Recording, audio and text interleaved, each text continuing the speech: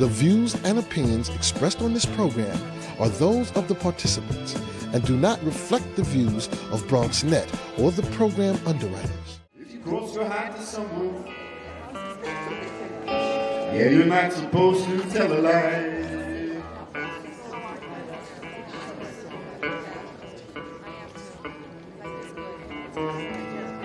If you cross your heart to someone, you're not supposed to tell a lie.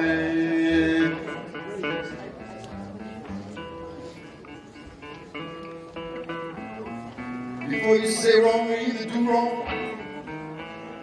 Yes, I'd be so long. Yes, goodbye.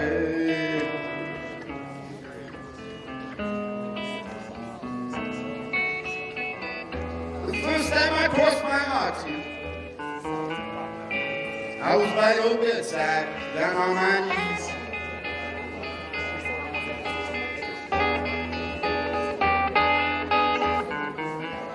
First time I crossed my heart to you, yeah, I was by your bedside, down on my knees.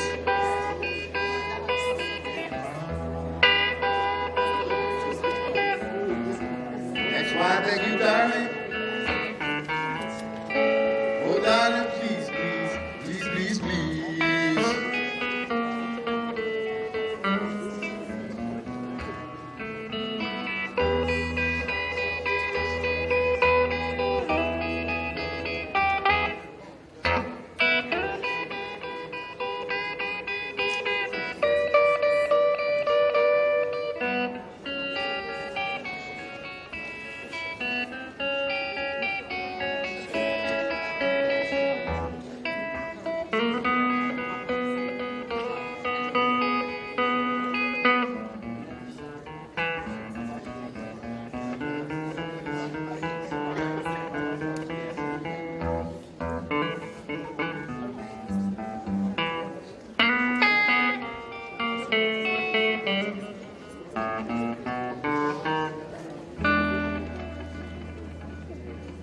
Thank you, Daniel. That was beautiful.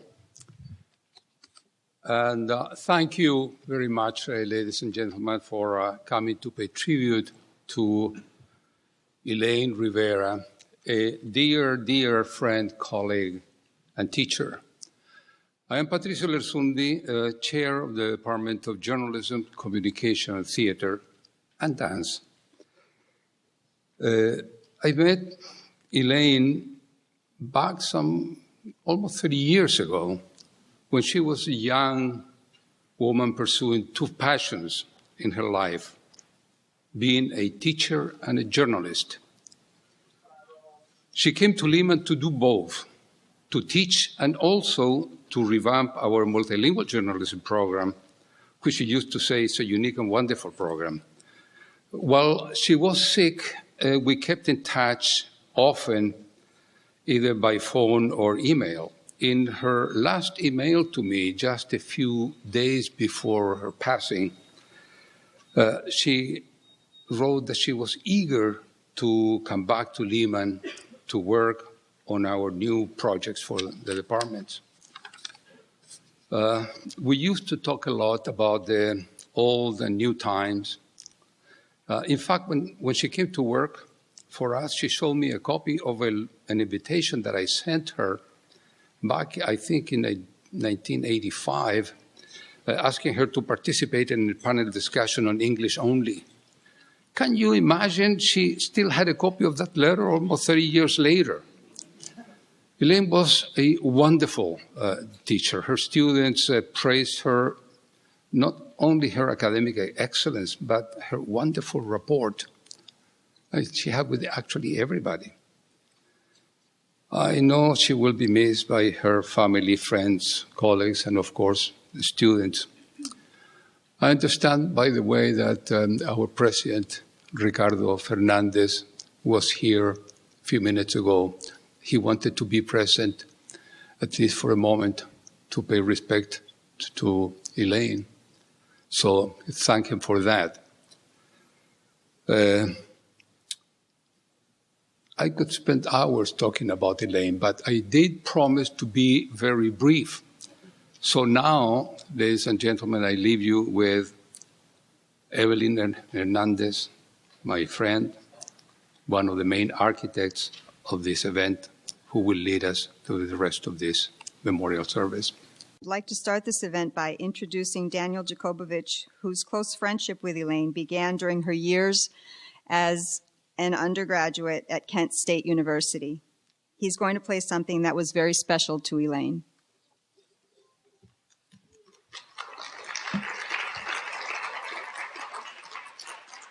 Thank you, Evelyn. I met Elaine Rivera some 35 years ago in the School of Journalism at Kent State University. This was shortly after she transferred there from Cleveland State, which didn't have a journalism program along the lines of Kent State's. And before she set herself on her life mission of fighting racism and ending corruption. Those of you who knew her heard that phrase many times. In the 10 years or so that we lived together, she developed an affection for the blues and soul music that I've played and performed for most of my life. She particularly loved Aaron Neville's version of the Johnny Ace composition, Pledging My Love. So much that she persuaded her sister Maricel to have me play it at Maricel's wedding.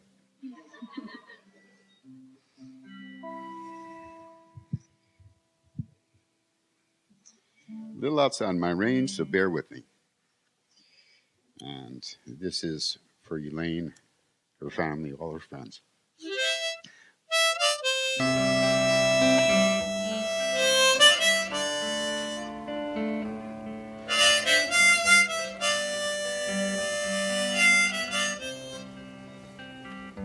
Forever, my darling, our love will be true.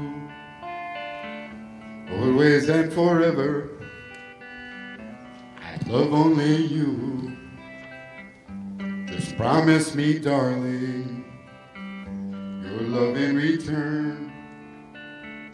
May the fire in my soul, dear, forever burn. My heart's at your command, dear, to keep love and to hold. Making you happy's my desire. Keeping you's my goal. I'll forever love you for the rest of my days. I'll never part from you in your loving ways.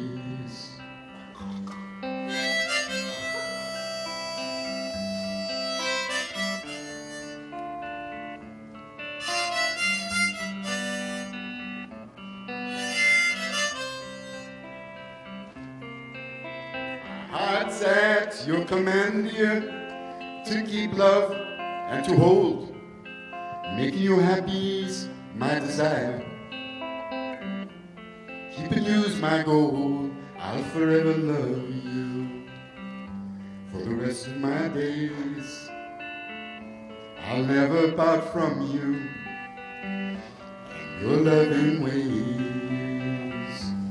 Mm-hmm.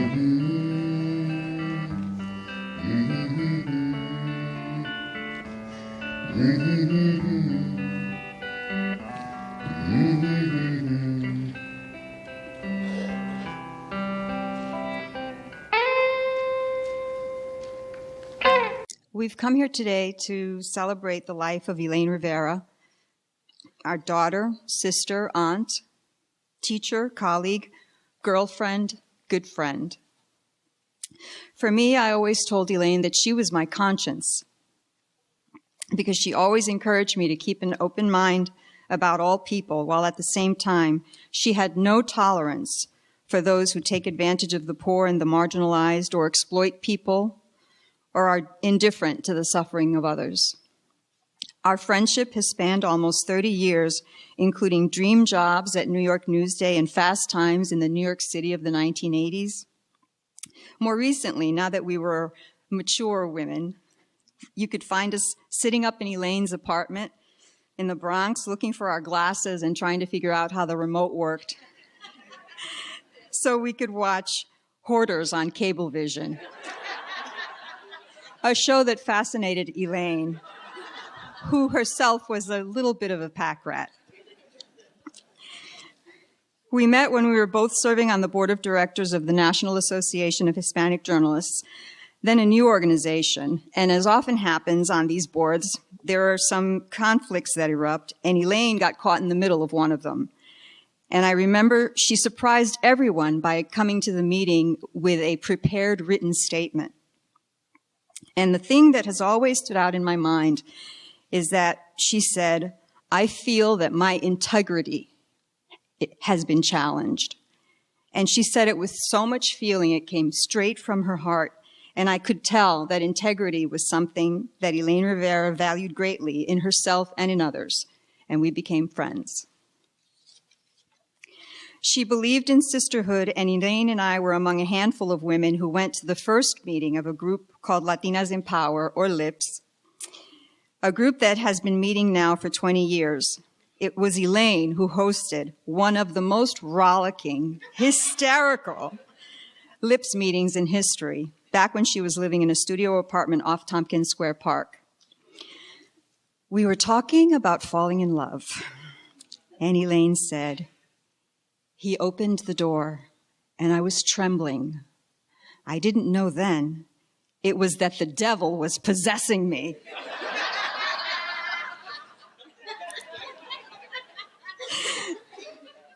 We worked together again in 2007 at El Diario La Prensa when she did a series on the high rate of attempted suicide among teenage Latinas, a story that Elaine had been trying to write for years, but her editors at mainstream media weren't interested in it.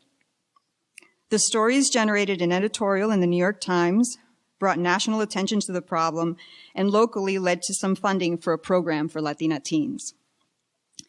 Elaine was a great storyteller, and even when she was sick in the hospital and we were so worried about her, she made us laugh because, as always, she was fascinated by the sheer wackiness of human nature. And she understood that details make a good story great. She told us about a woman she had been sharing a room with before Elaine got moved across the hall. The woman's boyfriend had come to visit her, and they had argued, and the boyfriend said, "When I leave here, I'm going to go to Brooklyn and cut Thomas with a Heineken bottle." Elaine pauses, and she says to us, "Who's Thomas? And why a Heineken bottle? Why not Budweiser or Red Stripe?" She thought the guy was Jamaican, and later, when I went to see her at home, she said triumphantly, "I looked it up, and Heineken is one of the top-selling beers in Jamaica."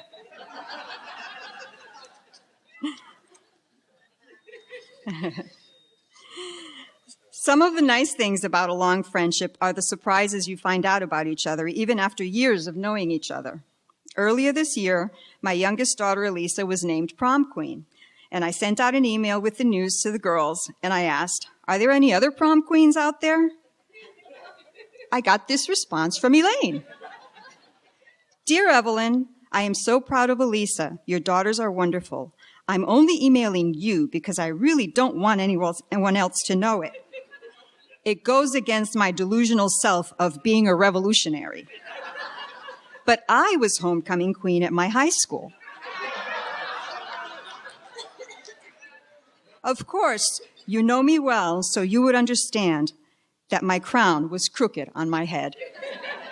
And here's the picture. Elaine's family flew in from Cleveland to join us today. Elaine has 2 sisters and 3 brothers. Her nieces and nephews were also very special to her. We're going to hear now from her brother Randy, who was a great supporter of Elaine, her niece, her father, her nephew Asher, and Marion Lowe's, who was a friend since sophomore year in high school. Before I start, I just want to say greetings, and my name's Randy. I'm the older brother of Elaine. And on behalf of our family, my dad, Elaine's father is here, Juan. And also we have 2 other brothers, Alvin in California and Ronnie in Arizona could not be with us today. And also we have Elaine's sister Maricel here. And also Peyton is Elaine's niece, as well as Sophia over there. And we also have Asher, the nephew. We really want to say thank you for coming to this very special memorial service that honors the memory of Elaine Rivera, who was a daughter, sister, special friend to many. And I also want to thank Lehman College for providing this beautiful theater for a gathering of Elaine's family and friends. In addition, I want to thank the organizer of this event. There were many, Rose, Lee, Anna, Evelyn, and many others who took together to put this together for a beautiful memory for our family. As they say in Spanish, un abrazo fuerte con mucho amor de la familia Rivera. In English, a big hug and with a lot of love from our Rivera family. Just to say a few words about my sister Elaine. She was born and raised in Cleveland, Ohio, and she was born in 1959. However, her heart and soul was here in the city of New York. She considered this place her home. And to be honest with you, it all started in around 1972, about 40 years ago, where her junior high school named Schuler went to a field trip here in New York City. And I remember her saying a few years later that one day she's going to live here, and it came true. As a matter of fact, I have her junior high school graduating yearbook, and I'd like to read some of those classmate quotes from her friends that sort of remind her of what she was like 40 years ago.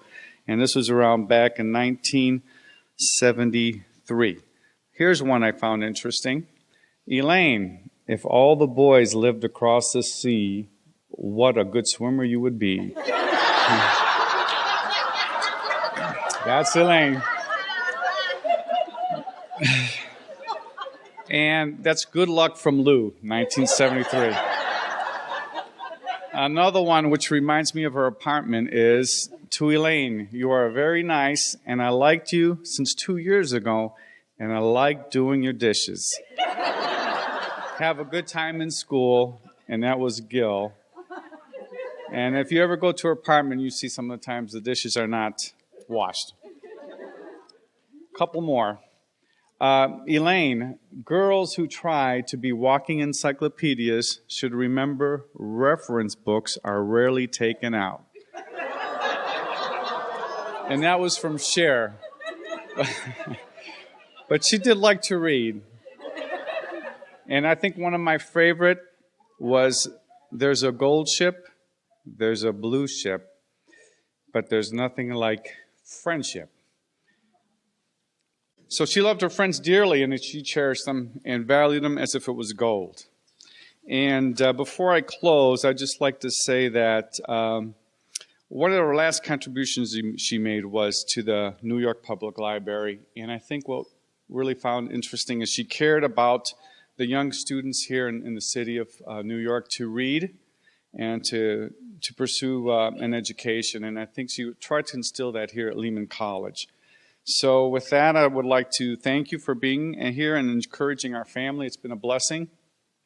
And I really just am humbled by the outpouring of her family and friends here. I didn't realize the impact she had here in the city because I lived in Cleveland with my mom and dad.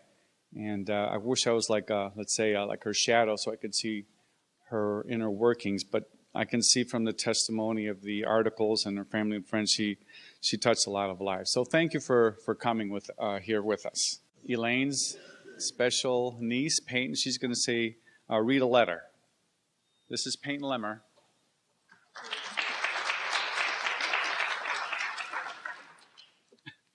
This is a letter from the White House regarding my TT Elaine's passing. Dear Juan, we are deeply saddened to learn the loss of your daughter, Elaine Rivera, and we extend our heartfelt condolences. We hope that both time and fond memories of Elaine will temper the grief you must feel, and that you will find comfort in the embrace of your friends and loved ones. Please know that you are in our thoughts. Sincerely, Barack and Michelle Obama.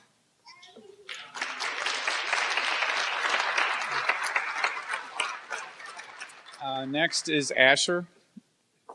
Hello. I'm Elaine's nephew, Asher, her youngest sister, Joyce, who passed away last year. I'm her son. And I've prepared some written remarks to talk about Elaine today, and I might sound like a broken record of gratitude, kind of repeating our thanks from our family. But I wanted to begin by conveying gratitude on behalf of my family. We've been incredibly grateful and have been blown away by the outpouring and love and support from Elaine's friends and family and community, not only here in New York, but from around the world.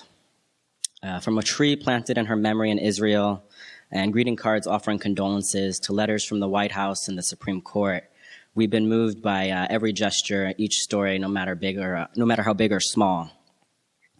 And I suppose that's what I find most beautiful as I look out into the crowd of people gathered here today to celebrate my dear aunt's life and her memory. That while we are Elaine's family by blood, her friends, colleagues, and community, all of you gathered here today, were her family by choice, her chosen family. The people and places she chose to share her stories, laughter, and kindness with. And for that, I want to thank each and every one of you. Whether you knew Elaine for 30 years or 30 seconds, one can quickly surmise that the 5 or so minutes I'll take here today to talk about Elaine's life can never do her memory complete justice.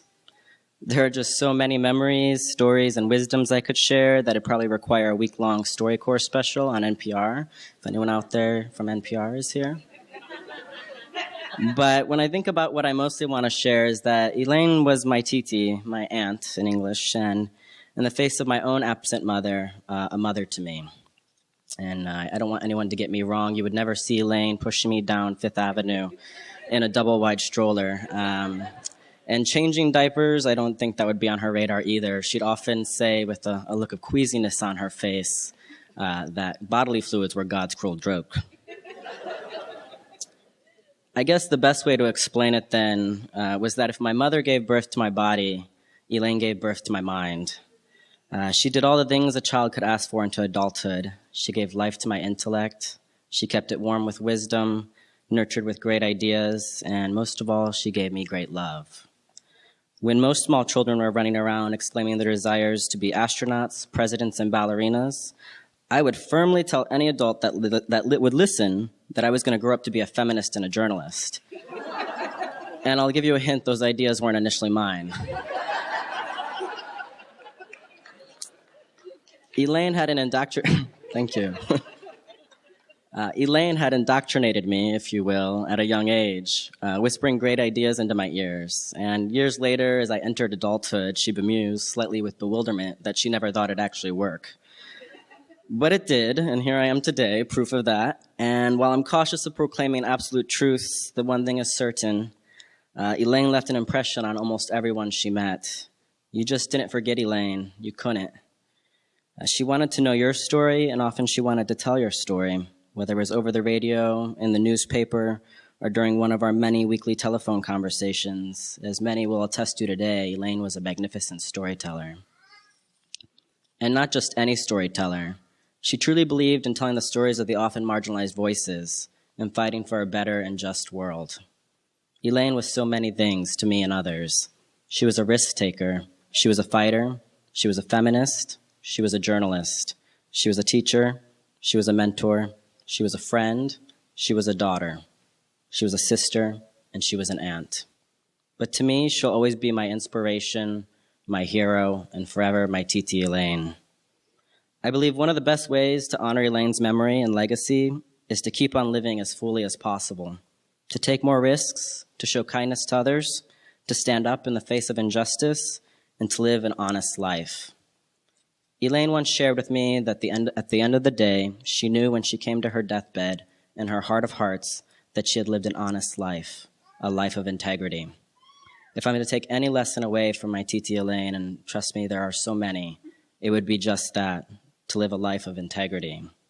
And so today, in my aunt's memory, I ask all of us to think about taking a risk, showing kindness to another, and thinking about how we can all live an honest life. As for my dear aunt, may she rest in power, knowing that I will forever carry her, whispering her great ideas into my future children's ears. Thank you. And next, we'll hear from Marion, one of Elaine's longtime friends from high school. I had the great fortune to meet Elaine when we were 16 years old in high school. We sat next to each other in journalism class where we became fast friends. There were three of us, Julie, Elaine, and Marion. We were all different. We weren't part of the in crowd. We were inseparable, though. We called ourselves the California Gems, Julie, Elaine, and Marion, because we had big dreams, Ohio girls going to California, the promised land. Elaine was our ringmaster. She was the leader of our pack. As a teenager, she was fearless. She had unshakable confidence and could talk to anyone about anything, and often gained entry into conversations with a corny joke. As a teenager, Elaine collected friends. She didn't care about what you looked like or how popular you were. She found good in everyone. And the really unique thing about Elaine is she would find the person sitting alone and befriend them and bring them into our group. She constantly did that. Some things you might not know about Elaine. She was a wicked tennis player, fiercely competitive. Her first job was at McDonald's, where she constantly complained about smelling like greasy French fries. She and I shared a job at a local department store in downtown Cleveland. We were fitting room checkers at Higbee's, the store that became popular in A Christmas Story. Elaine had a horrible sense of direction.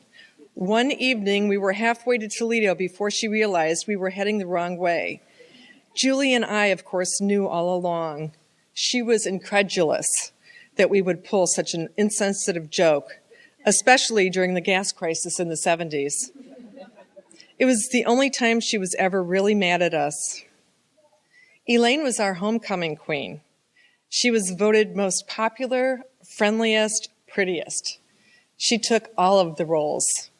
She was all of that and so much more to us. We were on the drill team together, she, I, and Julie. And we lived to perform at Friday night football games. We also had great fun toilet papering the cute football players' homes. Even at a young age, Elaine was intolerant of intolerance. She knew life wasn't fair, but that didn't stop her from trying to make it so. It's no surprise to any of us that she dedicated her life to even the playing field. Every year I looked forward to the holidays and the Christmas card Elaine would send of a beautiful New York skyline. She loved this city, and it's clear that New York loved her back. Later in life, Elaine's conversations always turned to politics. She predicted a revolution in the United States. Too many people out of work, too many people living in poverty. Elaine was incensed at the inequities she witnessed on the street and at work. She was inflamed when people were promoted into positions because they had the right pedigree. They came from the right school, and they had the right father with the right connections. She worried that people of color would have no voice and continue to be oppressed. Elaine came from a large and loving family. Her heart was shattered when her mother passed away. When Elaine spoke at her mother's service, she spoke about the difficulties of being an Hispanic woman. And then, in Elaine's way, she went on to speak about the injustices of the world, and then stopped herself and said, "I guess this isn't the time for that." She was the voice of the oppressed. I will never forget having a conversation with Elaine about what she wanted to do when she grew up. Her dream was to be a journalist and then teach journalism at a college. How perfect that her dreams came true, and how tragic that we lost her way too soon. But as Asher mentioned, each of us has a great opportunity to live our life like Elaine did and leave a legacy for others, to really be the voice of the oppressed and help those who are in so desperate need. Thank you so much for loving Elaine like I did. Thank you, Marion, and thank you to the Rivera family. Elaine had a long and storied career. She was a vocal advocate for diversity in journalism. She was passionate about speaking up for the poor and the disadvantaged. She fought on behalf of marginalized people and was especially angry that the media sometimes forgot about them. She also adored her colleagues and was a spark in America's newsrooms. We'll hear now from some of her colleagues at Hispanic Link, Time, Newsday, and WNYC. First, Patricia Guadalupe, followed by Claudia Dowling, Bob Liff, and her colleagues from WNYC.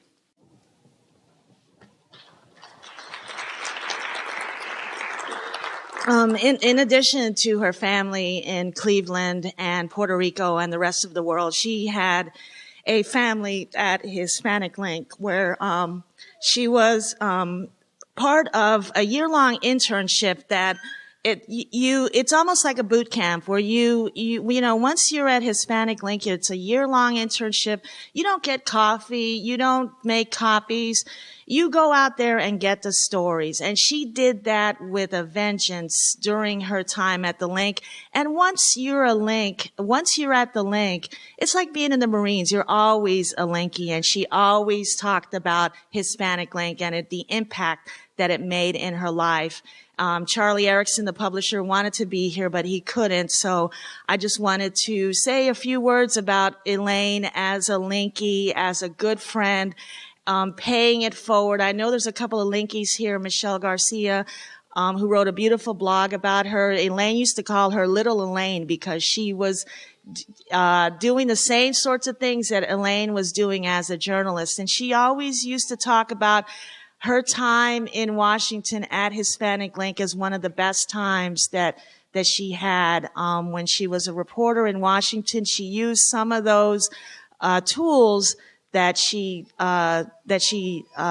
learned at Hispanic Link for stories in Washington. She told me one time about how she was trying to get a hold of Mayor Marion Barry at the time for a story, and he wouldn't call her, he wouldn't return her calls. She had to turn in the story. She was frustrated. She was walking down the street and sees him coming out of a car, and she jumped in.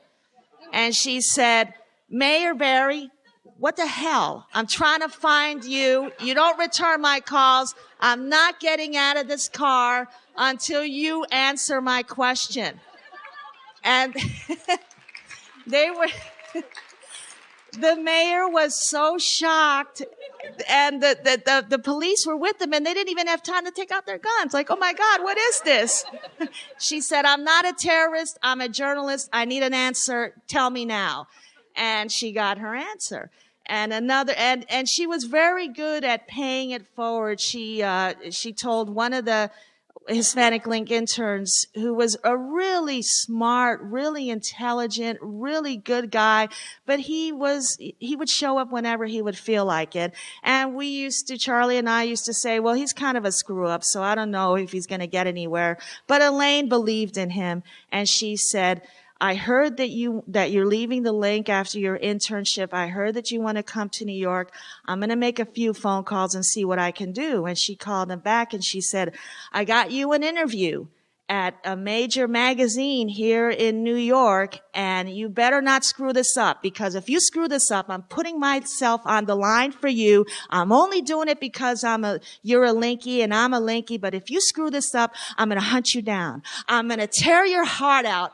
And then I'm going to tear the rest of your body parts little by little. And then I'm going to mail each one to Charlie and tell him what a screw up you are. And then when I'm done, I'm going to hit you with a big chancleta until you're really, really dead. And, I don't see him here. I think he's hiding because he's thinking that a chancleta is going to hit him in the head. But he ended up getting the job. He ended up turning his journalism life around, and now he's a TV producer here in New York for NBC. I know that everybody talks about how Elaine loved New York so much, and it was actually a Linkie, Antonio Mejias Rentas, who, when they were both interns at the time, said, I want to show you the real New York. And they rubbed two pennies together, came to New York, stayed at a Fleabag motel near Times Square, and they took the subway all over the place.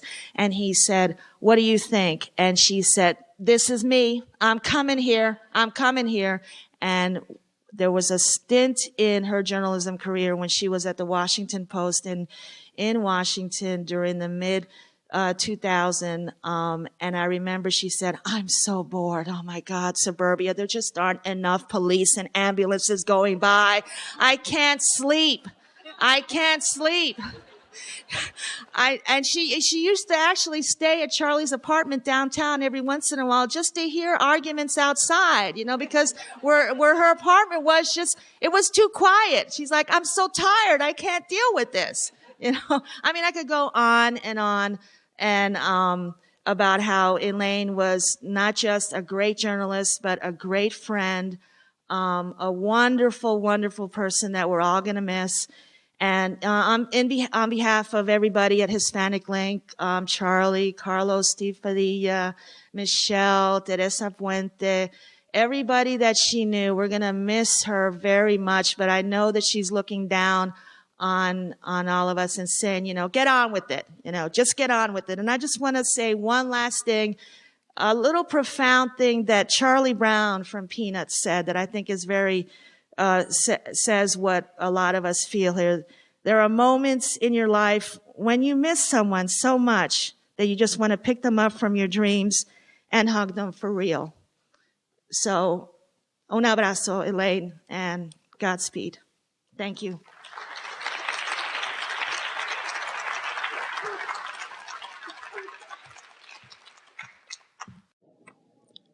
Hi, it's Elaine. She always said it as if you'd be completely surprised and didn't have caller ID. Any bochinche? I met Elaine when she was working at the New York bureau at Waspy Time magazine. She mostly championed underdogs. They mostly didn't. I'm Elaine's WASP friend. She taught me not to flip my hair. I've had a crick in my neck ever since. She had so many friends. I like most of them, but not the steelworkers she picked up in Yankee Tavern and brought to my house to throw up. They probably offered her a ride. Elaine needed a driver, a cook, a handyman, an accountant, and a cleaner. Life was just too hard otherwise.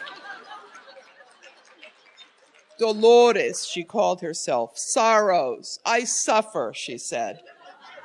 She must have, I guess, though the Elaine I met was incredibly cheerful.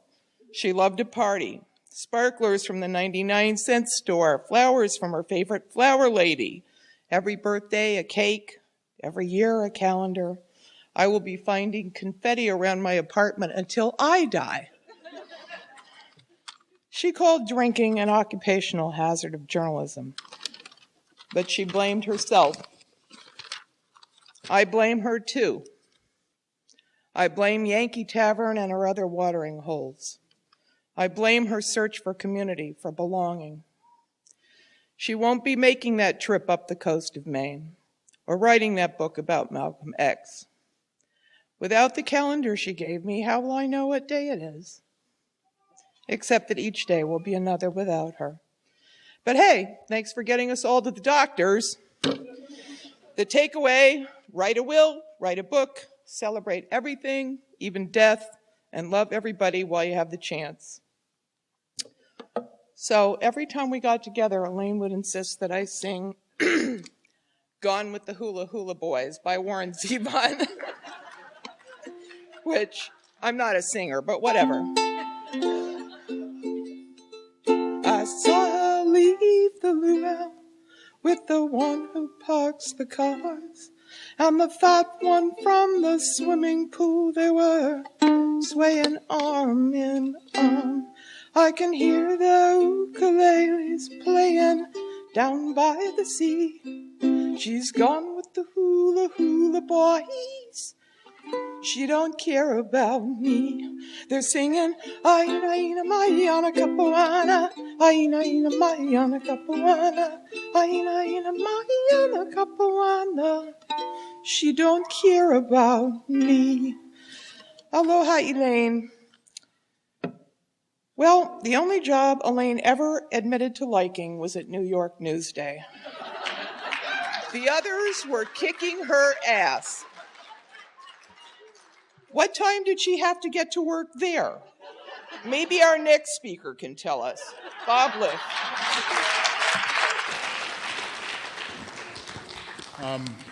I'm Bob Liff from New York Newsday, and New York Newsday was the best job a lot of us will ever have had, and it was a place. If you remember, Jim Wilsey of the Daily News described it as a tabloid in a tutu, and we took that as a compliment. And it was a place designed for Elaine.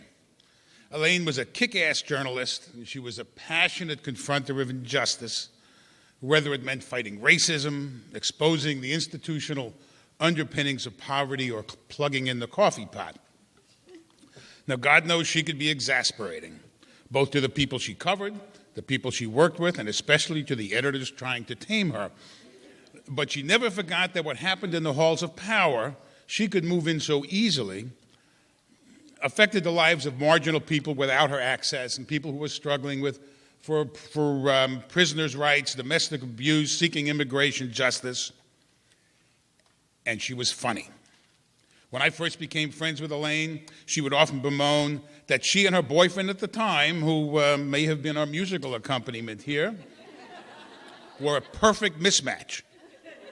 He was a Jew with no money, and she was a Puerto Rican who couldn't cook. So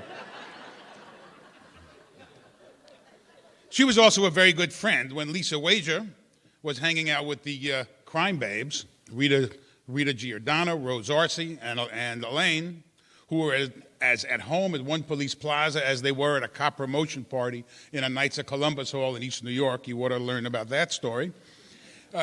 Lisa mentioned she wanted to meet a guy. And Elaine said, "How about Bob Liff?" And Rose said, "No, he's too old." But that was 23 years and 2 kids ago. So, and we're not the only couple. We're not the only couple here that are the result of Elaine's being, what's Spanish for yenta? I'm not. But she was always a prod and a mentor, both to her younger colleagues and ultimately to the students here at Lehman. In the last weeks of her life, when Lisa and I were over there helping her build furniture, which meant that she was actually looking forward, because she was not good at building furniture, as you might expect. She was pressing students to make that extra call, to conduct that extra interview. She believed journalism was a noble, if not a lucrative profession, and Newsday was very good at both of those factors.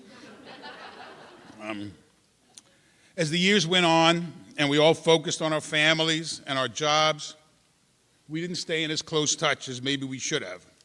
And if you haven't already read Rose's piece on CNN.com about how Elaine failed to cover her own story, her battle with alcoholism, and how many of us didn't or couldn't see it, you should. But when her friends found her in Mount Sinai with liver disease, they moved to take control of her life, even if at times she didn't want to. They made sure she had food in the fridge and lots of visitors. They called in lots of favors. They rattled as many cages as they could to make sure she wasn't lost in any bureaucratic shuffle. And it's important to know that that love and the realization that she was loved gave her a hope and a dedication to get better. But her body, if not her spirit, not her soul, had other ideas. For those of us who worked with Elaine at Newsday, which was, again, a remarkable place to work, we know that her passion drove all of us, and we miss her desperately. Tammy Drummond, who's another of her close friends, will speak now. Thank you. I met Elaine in the mid-'90s when we were both at Time magazine. And Elaine would always joke that it was a miracle that here she was from this working-class family in Cleveland, a Latina, and she had made it to the pinnacle of American journalism. And once she got there, Elaine basically refused to sell out and suck up to power. In fact, she was determined that she was going to use her voice to give voice to the poor and the powerless. And the one story that really stands out for me was Elaine's Time magazine cover story about a little girl named Elisa Izquierdo. Elisa was only 6 when her mother, who was addicted to crack, beat her to death. And it later came out that Elisa's mother had tortured her for years in some of the most horrific ways imaginable, and that child welfare authorities had failed to act on numerous complaints from school officials and others. Elaine got a CD-ROM with the addresses of all the people who had lived in the little girl's building. Then she went knocking on doors. She interviewed neighbors who told her they'd often heard the little girl pleading for mercy. Elaine's dogged reporting ultimately helped to change some of New York's child welfare laws. When I first met Elaine, I was a correspondent for Time based in Miami, and I would flee to New York often. Elaine was living in a tiny studio in the East Village. It was 250 square feet at the most. She never had more than an egg and a jug of milk in her fridge, but Elaine acted as though she lived in a mansion. She was always inviting people over who needed a place to crash to stay with her. Sometimes there'd be some of us on the sofa, others on the floor. We'd stay up until the wee hours, usually talking about politics or Elaine's favorite subject, the corruption of mainstream media. It could be 2 o'clock in the morning. I could barely keep my eyes open. And I say, Elaine, please let me go to sleep. And she'd say, no, girl, I have to show you this article. She'd disappear and start pulling out old newspapers from God knows where until she found the one she was looking for. She had so much stuff crammed into that apartment, I don't know how she ever found anything, but she clearly had a system. Once I moved to New York, I became a regular at Elaine's apartment at the Christadora. Elaine had so many interesting, different kinds of people coming through. It was like a salon. Through Elaine, I met some wonderful people, many of whom are here today. 9 years ago, I moved to California, and I didn't get to see my friend often, but we stayed in contact by phone. We didn't talk often, but when we did, we had marathon, multi-hour conversations. I'll never forget when Barack Obama announced that he would run for president. Elaine made it her mission to convince her brother-in-law, who she said was a Republican, to vote for Obama. She would call me with periodic progress reports on whether she was making any headway in convincing him. She was ecstatic when she thought she had been successful. Elaine also had a habit of sending me little gifts in the mail. One day I received a piece of artwork showing Angela Davis with a clenched fist. Elaine told me she had met an artist on the street and she was convinced he was a genius. I last talked to my friend the weekend before she passed away. I had planned to visit New York on November 8th weekend. Since I was renting a car, I told her I could pick her up and we could go and get some things from the store, but she wasn't having any of that. She said, Tammy, you're not coming all the way up here to do that. There's an exhibit at the Bronx Museum I want you to see. I'm really sorry we never had a chance to have that visit. I'll miss Elaine greeting me with, what's the bochinche, girl? Or squeezing my cheek and saying, oh, muñeca, and forcing me to smile. We will all miss her. And one of the wonderful things about media is that your voice never dies. Her WNYC friends and colleagues will make sure of that. Karen Frillman and Kathleen Horan will now take us through Elaine's time as a radio reporter at WNYC. Elaine always she always would tell me about her friends. You have to meet this person, Karen. You would love them. And I feel like I'm having that opportunity to see the people who she loved so much.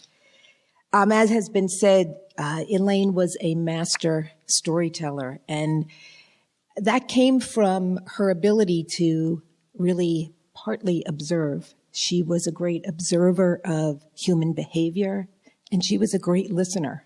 From the politicians that she rubbed shoulders with to the people who she sat next to at the Yankee Tavern or anywhere else that she happened to be. And those details that she brought back made her a good journalist. But what made her a great journalist and important is that she understood the emotion of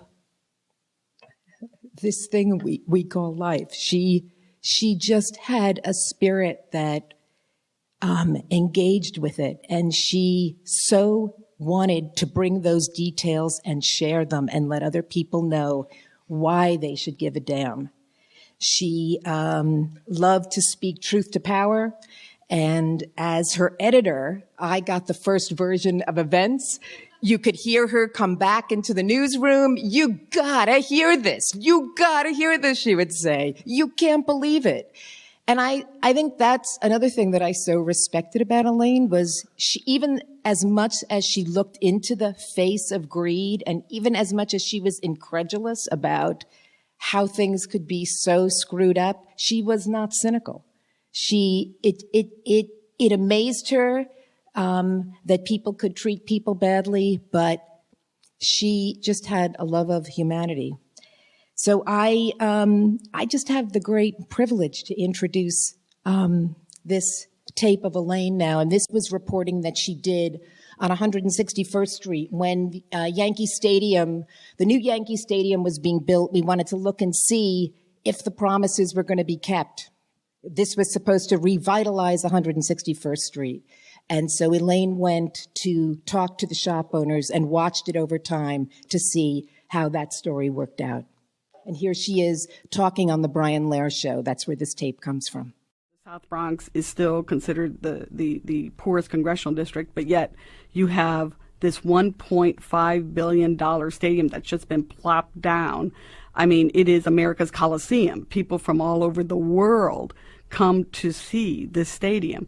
So, and it was just built in 1 year. So right now what you have is, to use a baseball metaphor, the ball's in the air and the local merchants have no idea where the ball's going to fall for them because basically, you know, I was telling Karen and Bridget earlier that this is a mall that's been created. It's not just a stadium. It's a mall. There's stores, there's restaurants that are going to be open all year round. Inside the stadium. Absolutely. They're going to have off-season events. I mean, just even a few Sundays ago, they had Joel Osteen, the evangelical minister there.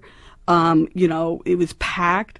So they plan concerts, they plan all these things. And so, but the local merchants there on 161st Street who tend to serve the community are very concerned because they feel like all their business is going there, especially like the souvenir shops and the restaurant owners, that all of that is going to be taken in. And there's been a recent controversy because with the police department and the local merchants, because the way the barricades are being set up, they feel like people are being shepherded into the stadium and not allowed to come out. And you know, it's interesting that you bring that up because I was walking by there the other day and I noticed, I didn't try to go in to see if this was true, but it looked like the stadium itself had a Yankees souvenir store that you could walk into from the street without actually having bought a ticket to get into the stadium. That's correct. Unlike in the past, in order to get into their main Yankee store with the expensive clothes and, you know, you can buy $55 sweatshirts and all that stuff, you would have had to be in the ballpark. So by setting that up, they're competing with the little merchants, stands, Sports World, and stores like that are outside trying to make a living off the Yankee games. Exactly. And along 161st Street, there's several souvenir shops, and their prices are much cheaper. But if you have barricades set up, and people don't tend to explore neighborhoods when those barricades are set up, people are just going to go into the stadium, and there is the team store, and then there's a Hard Rock Cafe. It's so good to see her there with her scarf. She always wore scarves for so long. She liked to give scarves. She liked to give everything. She brought this rock back for me from Israel. Always some little thing from the 99-cent store or something she got on a trip. I got mints from Las Vegas with my name on it on the tin. Kathleen. I still have the Kathleen mints. She thought of everything. So also, seeing it was a long stretch without Brian coming in. Usually, he comes in a lot faster. So she was on it. I'm so proud of her today, and just thinking about her to collect my thoughts. I'm just so proud to have been in her orbit. But when Elaine first came to the newsroom, I was intrigued. I observed her from afar. I knew she came in with a lot of experience and wasn't the eternally perky kid straight from J school, but she also had an edge. In 2006, the station was airing a series of stories on people living on the financial edge. I had just been promoted as reporter, and Elaine put me in touch with a gifted photographer named Jill Friedman. She had fallen on hard times, and she thought she'd be a great subject for a possible profile. After the piece aired, she sent me such a generous note. I kept most emails from Elaine. She was in the Save Forever file, because even a little note from her was so delicious. But I looked back at this note she had sent me, and it was just full of praise, and it was typical big-hearted Elaine. Much of what she brought to journalism, the fierce attention and caring deeply about her stories, and the ability to disarm sources by being utterly charming without any baloney, is also what she brought to her friendships, as so many of you know. Once Elaine claimed you, it was better than like having 4 new friends. And in an age of distraction where most people are perpetually walking around, playing with their phones, Elaine was willing to be present. She had all these nicknames for me: Muñeca, Nenita, or whatever came to her head. I'm sure she called others here those names too, but I felt like I was the only one.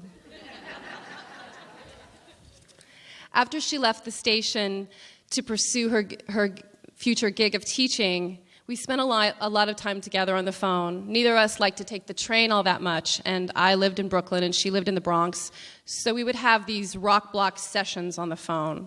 And it was like we were teenagers talking for hours about everything.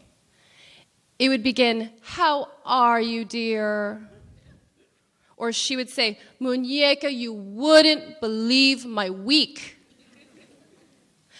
Many of us in New York are born complainers, but with Elaine, it was an art form.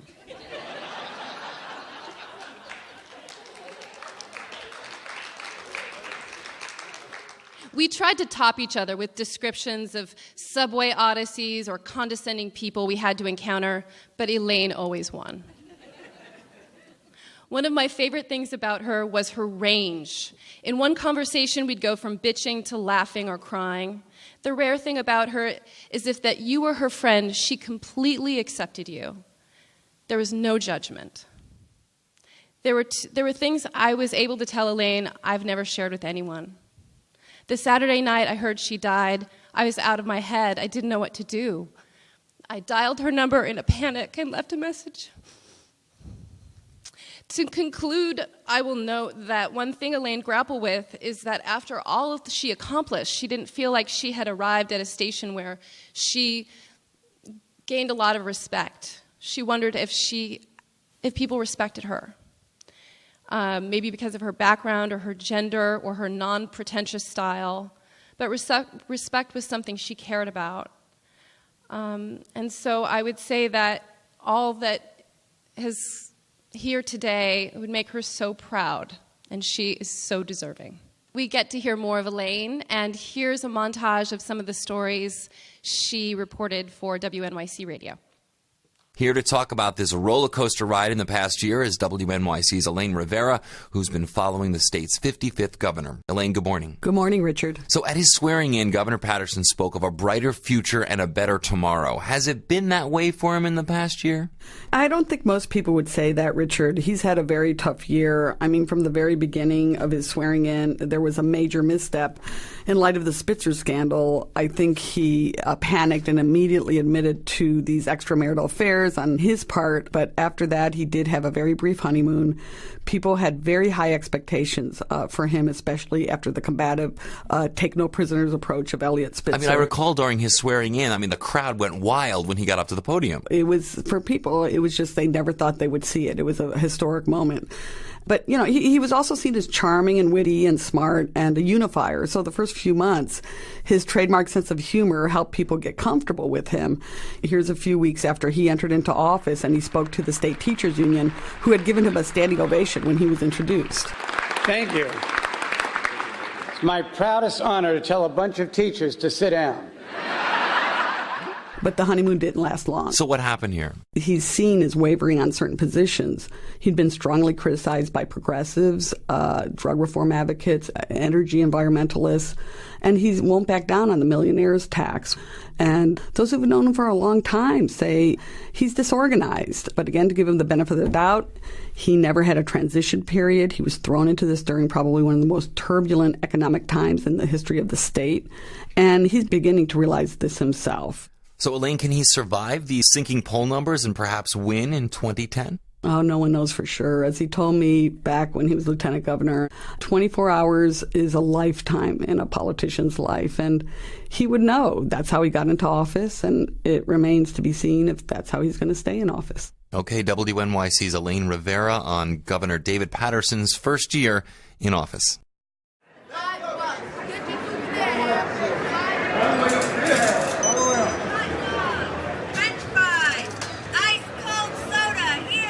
Talk to Yankee fans, and they'll tell you that it's not just any stadium that's closing its doors. It's the home of 26 world championships, where unforgettable baseball greats, such as Babe Ruth, Lou Gehrig, Mickey Mantle, Yogi Berra, and Reggie Jackson made baseball lore. Today, I consider myself the luckiest man on the face of the earth. Most of the stadium will be torn down eventually, and what's salvaged will be auctioned. In the meantime, stadium officials have had to heighten security to stave off what has already been a steady stream of theft from the site, from seats and signs to toilet fixtures. And while most people say they wouldn't actually steal anything, here are some fans outside of a game last week with their wish list of what they would like to have. First base. I'll take a seat. That's about it. I'll take me a little Jeter. That'll work. Grass or a seat or a chair from the field or whatever. But I'm hoping to get something. And the most coveted item seems to be home plate. I think home plate would be a rather nice treasure. I'd take home plate. Because a lot of cleats have touched home plate. Yeah, home plate. That'd be cool, too. On any given day, if you walk by the landmark Yankee Tavern on 161st Street and Girard Avenue in the Bronx, most likely you'll see 79-year-old Troy Rigby with his trademark Siemens cap sitting at the window. It's a Hopperesque sight. The dapper neighborhood regular spends hours on a bar stool in pensive thought. New hotels and new businesses are going to pop up in the area. Everything is changing. Local business owners are excited and skeptical as they wait to see what the new stadium and revised rezoning will do for them. Joe Bastone is the longtime owner of the Yankee Tavern and secretary of the 161st Street Merchants Association. With the finishing touches being put on the Yankees' new home, Bastone echoes what other business owners along the Strip feel. It's on the upswing. The question is, especially with the bad economy, how fast it's going to progress. Right now, the stores on 161st Street are not doing well. In a neighborhood that is 95% black and Hispanic, with a median annual household income of $24,000, many fear they will be pushed out to make way for a more affluent community. For WNYC, I'm Elaine Rivera.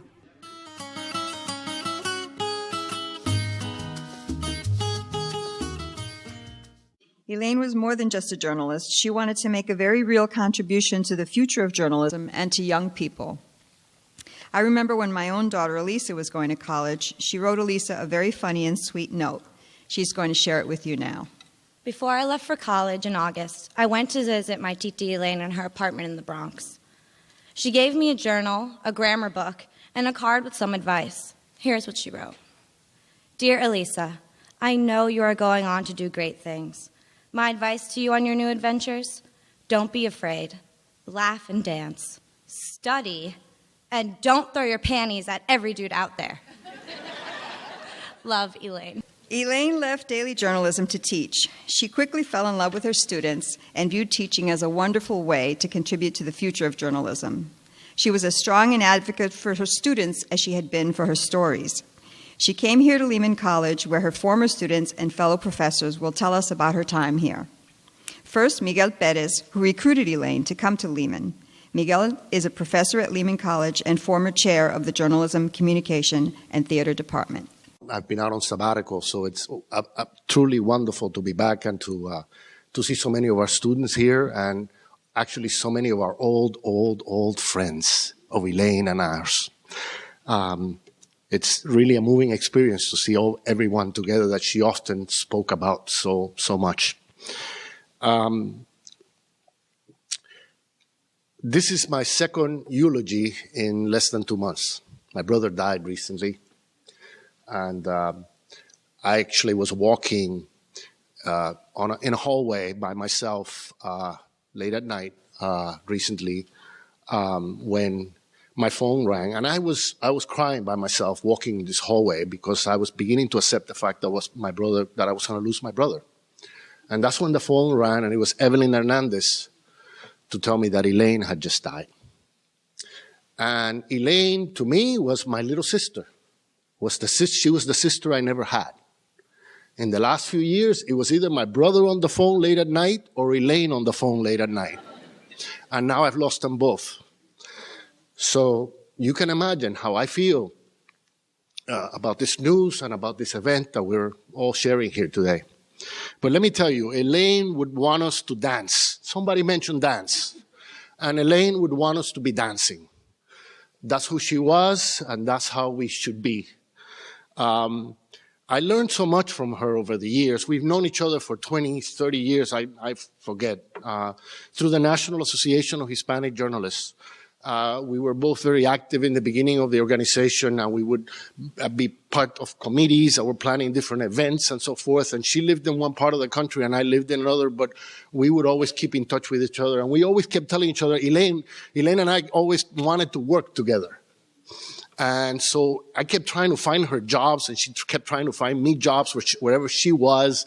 And you know, let me tell you, there's some anecdotes that I love to share with you, because there was the time, for example, when she gave me this great satisfaction. I was at the Bergen Record, and I wanted to bring Elaine on. This is after Newsday, the Newsday edition of the New York edition of Newsday had closed, and all these Newsday people were out looking for jobs, and I brought her to the Bergen Record, and my editor was this procrastinator who took forever to make decisions. And I kept saying, we have Elaine Rivera here. This is a grab, you know. So he kept taking his time. And Elaine, in the meantime, got a job with Time magazine. And 2 or 3 weeks later, I swear, only 2 or 3 weeks later, she had the cover story on Time magazine. And I slammed that magazine on my editor's desk so hard, saying, you still thinking about whether we should hire her? She's not coming anymore. But a lot of people here mentioned how much Elaine loved New York. Sorry, she loved the Bronx. It was about the Bronx. And I got to tell you something. Another time when we, at the National Association of Hispanic Journalists, we bumped into each other, and she said, Miguel, I'm quitting my job. I said, Elaine, you're at the Washington Post. You're the envy of most reporters in the country. People kill for your job. Are you kidding me? I'm moving to the Bronx. What are you doing? I don't have a job. I'm getting an apartment. I don't even know how I'm going to pay for it. I said, Elaine, are you crazy? She said, no, I've always wanted to live in New York. I don't know what the hell I'm doing in Washington. This is boring as hell. I'm going back, and I'll end up somewhere. Don't worry. And, you know, a few weeks later, she was at WNYC. And so, you know, that's what Elaine was all about. She was a fighter. She could care less about, you know, the industry, really.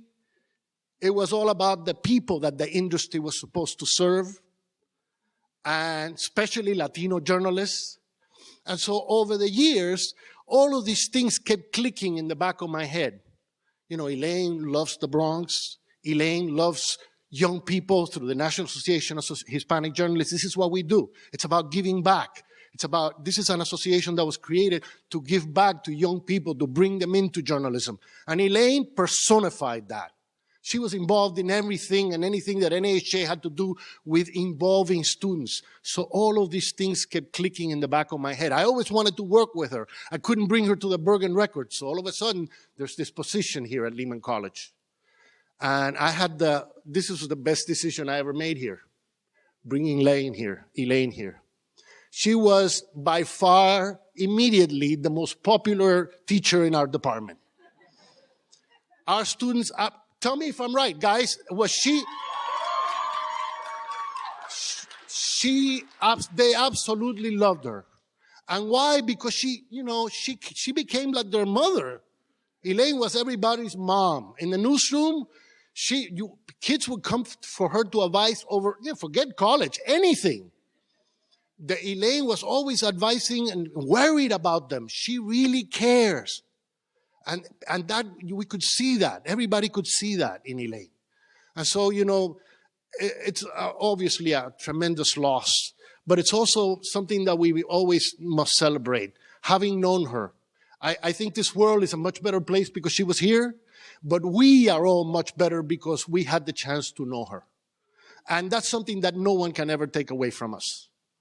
Forever, we're going to be better people because Elaine was part of our lives. I really feel that.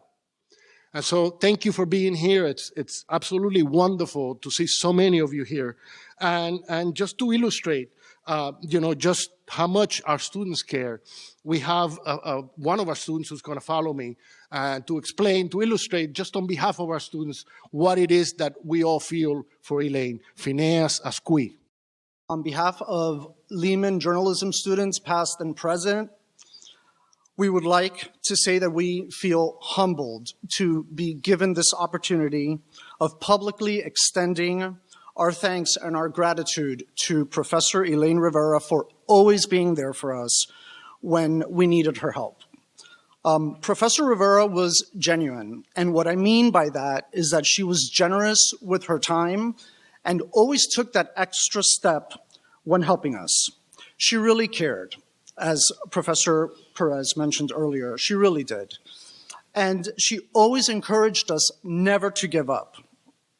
On a universal note, Professor Rivera taught all her students to be objective and tenacious as reporters and writers.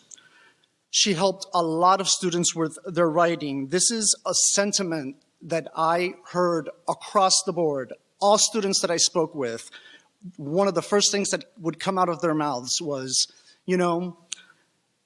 she really helped me with my writing. I'm a better writer because of her.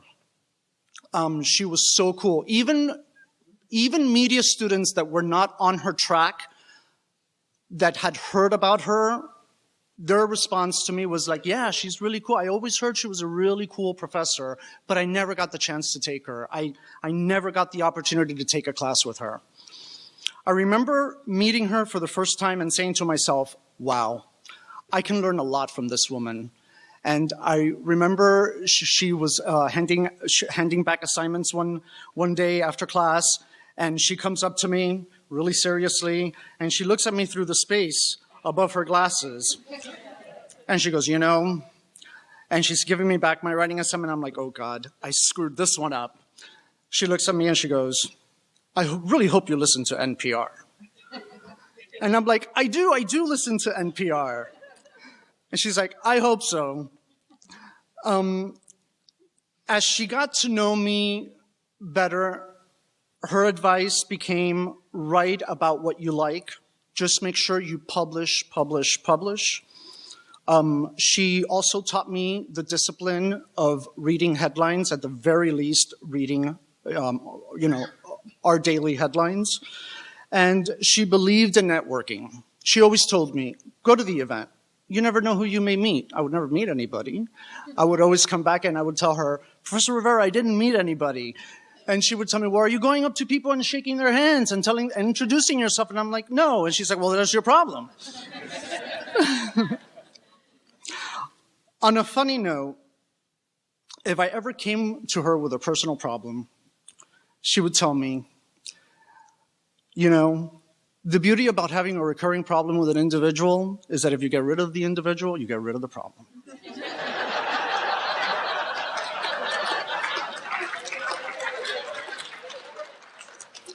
And that was pure genius. I sat with that one. You only need to sit with that one for like a minute or two. And she was onto something there. And as you can all imagine, I am not alone. Classmates and former Lehman College students also share similar experiences with Professor Rivera. Therefore, I would like to mention the following students and Lehman alumni. Denise Then, who is thankful to Professor Rivera for helping her secure a freelance reporting position at El Diario by way of a recommendation. Osaliki Sepulveda and Jessica Shira expressed their gratitude to Professor Rivera for teaching them how to become better and stronger writers. Elizabeth Molina appreciates the experiences that Professor Rivera would share with us on a daily basis. She would share with us what it was like to be a journalist for her personally. And as she would say it, on the beat. She was a reporter on the beat. And Lennon Reyes, who would like to say thank you very much for quizzing us twice a week and keeping us on our toes. And then yesterday comes around and I start wondering about, okay, well, how am I going to end, on what note am I going to end my speech with? And it hits me. Professor Rivera was not just our professor, she was a friend. Thank you. We have an opportunity now to hear from just a few of Elaine's literally hundreds of friends. Here are three who were also among the many who took care of her after she fell ill earlier this year: Dennis Terry, Mari McQueen, and Lee Yambellis. First, Dennis.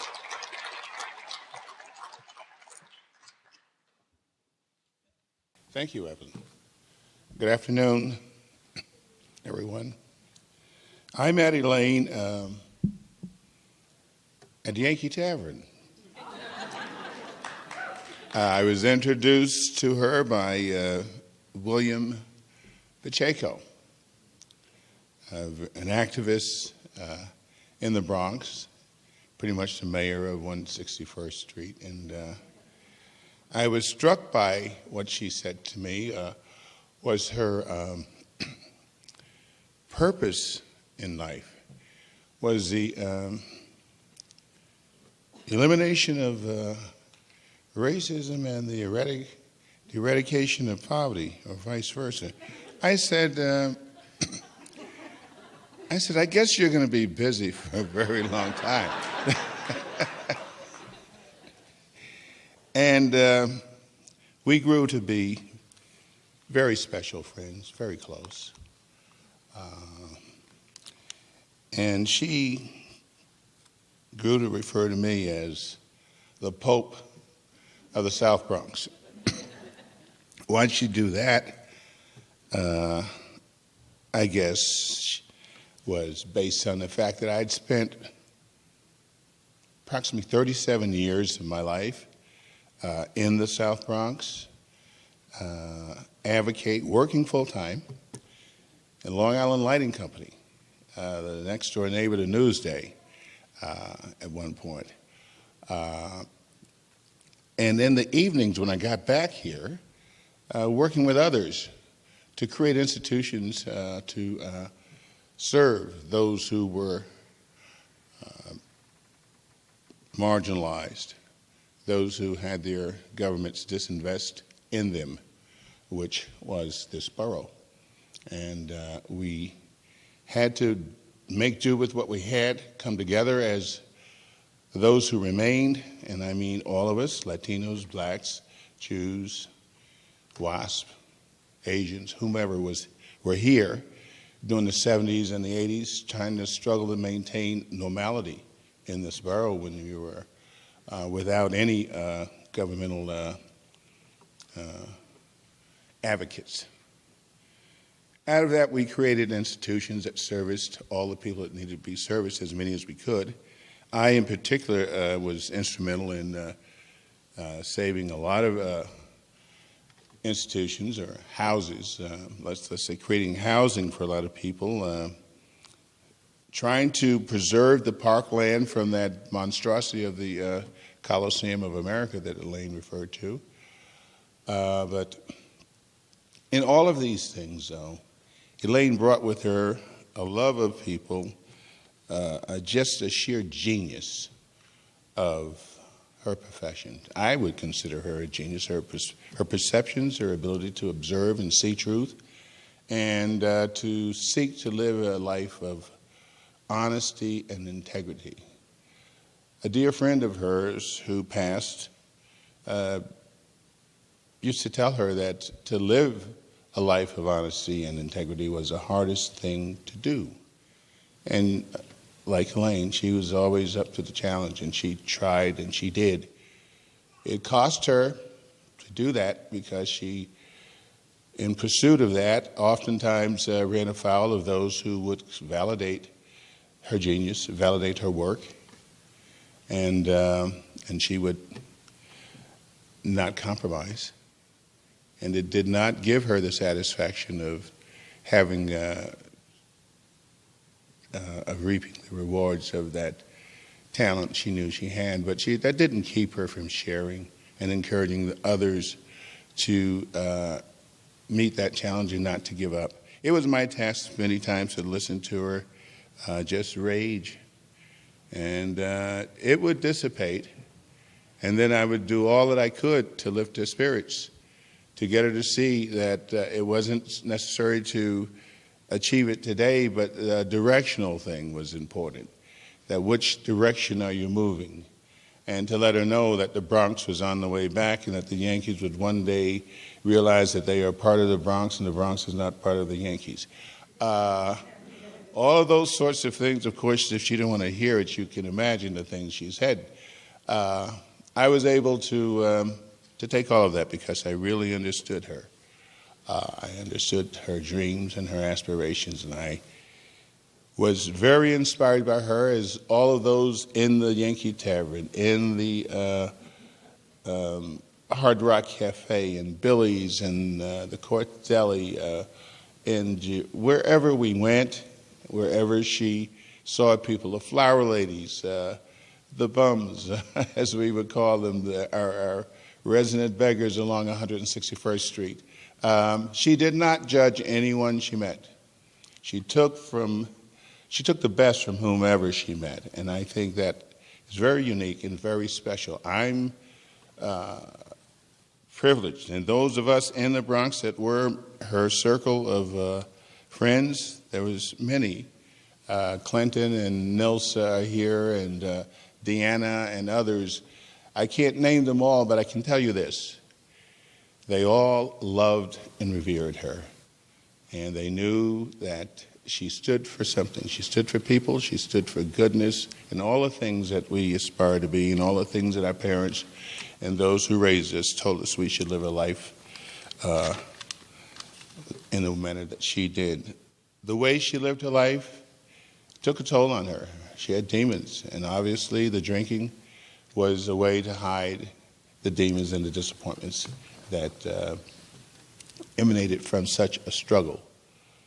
I handled her departure with one thing. I'm so privileged to know that she was in my life. And there's no sadness, it's just gratitude. And now I would like to introduce you to another dear friend of hers, Mari McQueen.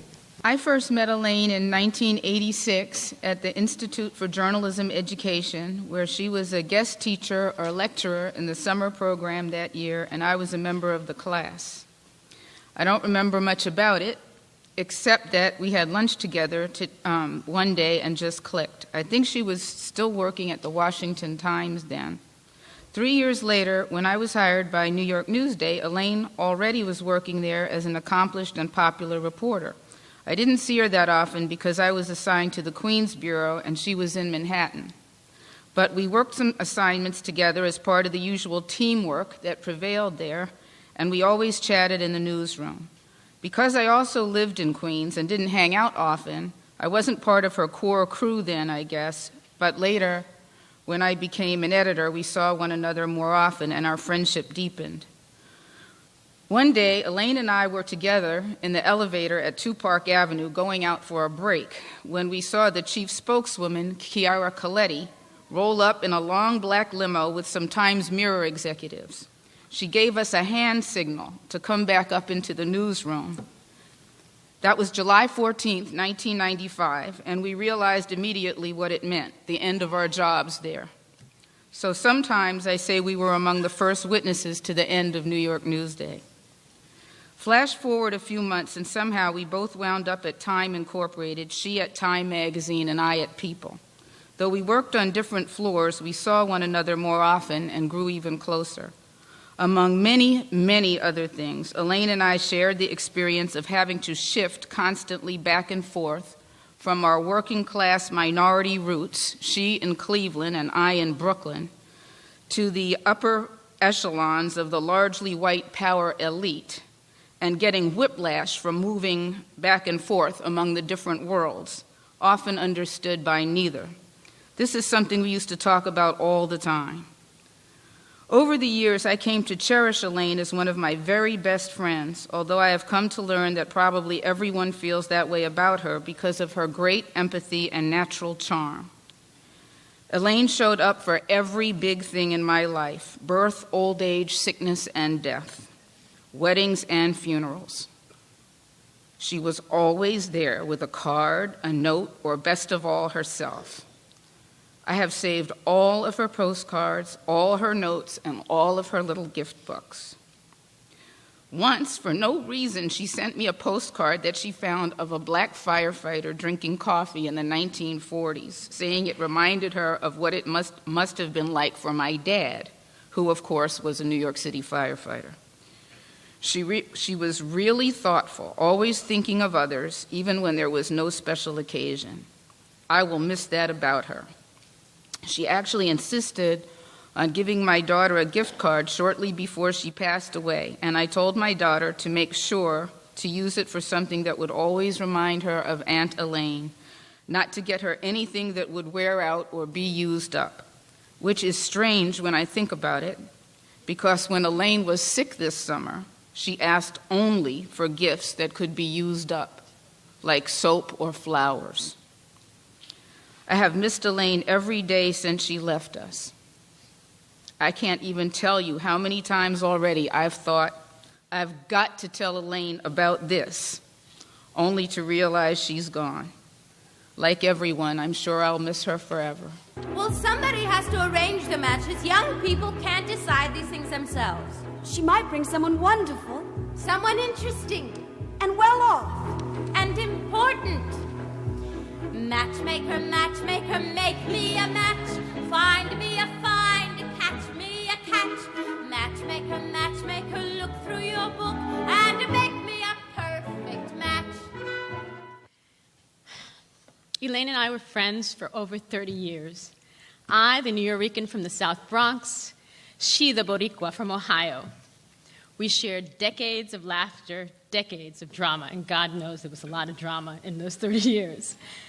You've heard about Elaine, the hard-nosed journalist, the loyal friend and confidant, the loving daughter, sister, and titi. Elaine, the teacher and mentor. Elaine, the crusader for justice. I will speak about Elaine, the matchmaker, la hada madrina, the yenta. Elaine was a Puerto Rican fairy godmother, una hada madrina, someone who, with or without pixie dust and with a silk scarf in lieu of a magic wand, was determined a las buenas or a las malas to bring happiness into the lives of those people she loved. Fortunately for me, I was loved by Elaine. In a few instances, the outcome was spectacular. In most instances, the outcome was spotty at best. In all instances, it was I Love Lucy hilarious. To Elaine, I have always been Lily, never just Lee, always Lily. Our conversations always started, Lily, it's Elaine! I was one of Elaine's nenitas, one of her muñecas. Elaine was a true believer in the power of the sisterhood. One afternoon in early February, over 2 decades ago, Elaine calls me excited. Lily, there's this guy you'll really, really, really like. Emphasis on really, really, really. I take a deep breath. I roll my eyes.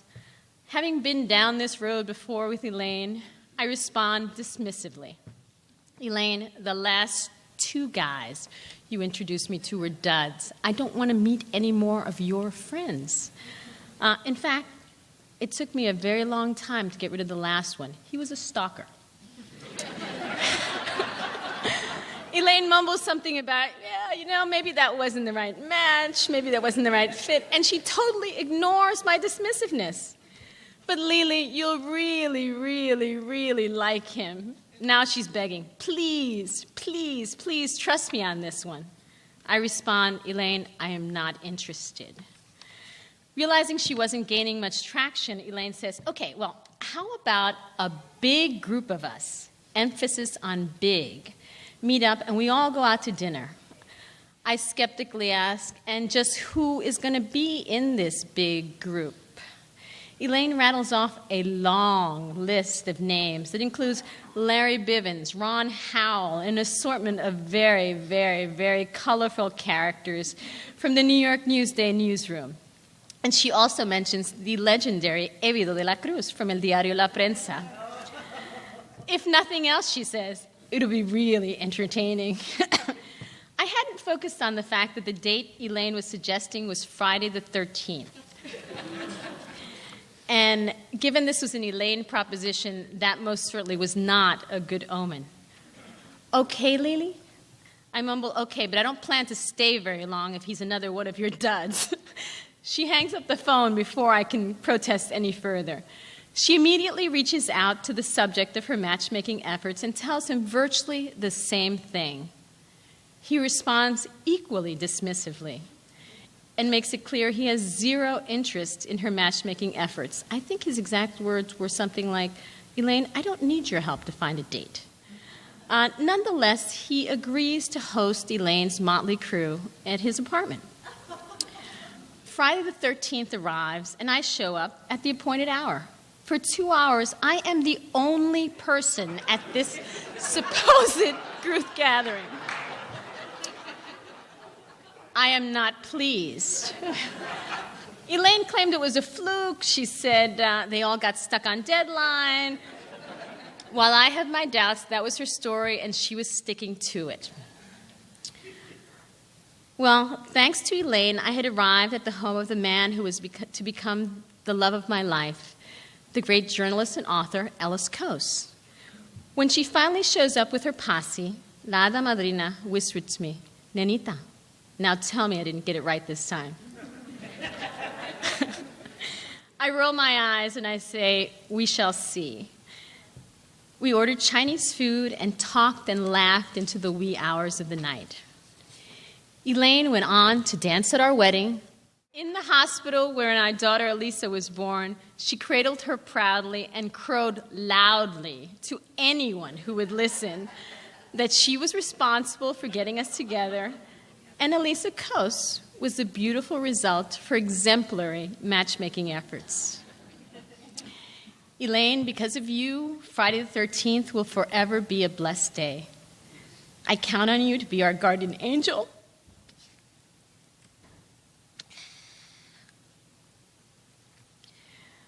And I call on you to watch over us en las buenas y en las malas.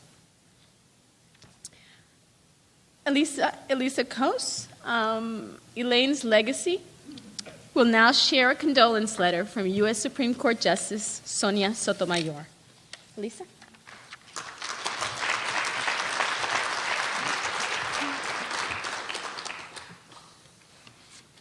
Good afternoon. This letter is addressed to Elaine's dad, Juan Rivera.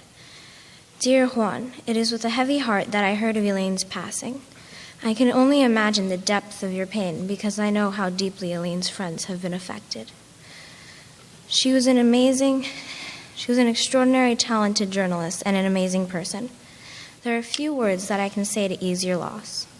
I can only tell you that Elaine's caring for others and deep devotion to giving voice to the marginalized will keep her memory alive and vibrant. I convey my deepest sympathies to all of us who have lost a dear and precious friend. With warmest regards, Sonia Sotomayor. Thank you, Lee and Elisa. And now we get a snapshot of Elaine's life, set to music she loved and used in her teaching. The revolution will not go better with coke. The revolution will not fight germs that may cause bad breath. The revolution will put you in the driver's seat. The revolution will not be televised, not be televised. The revolution will be no rerun, brothers. The revolution will be live. Gracias a la vida que me ha dado tanto, me ha dado el sonido y el abecedario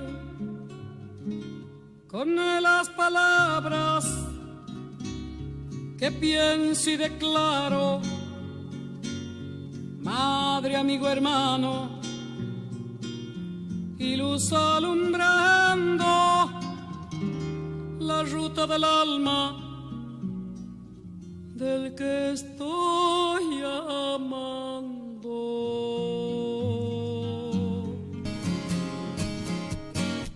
I was a little too tall, could have used a few pounds. Tight pants points, hard to read now. She was a black-eyed beauty with big dark eyes, points all her own, sitting way up high.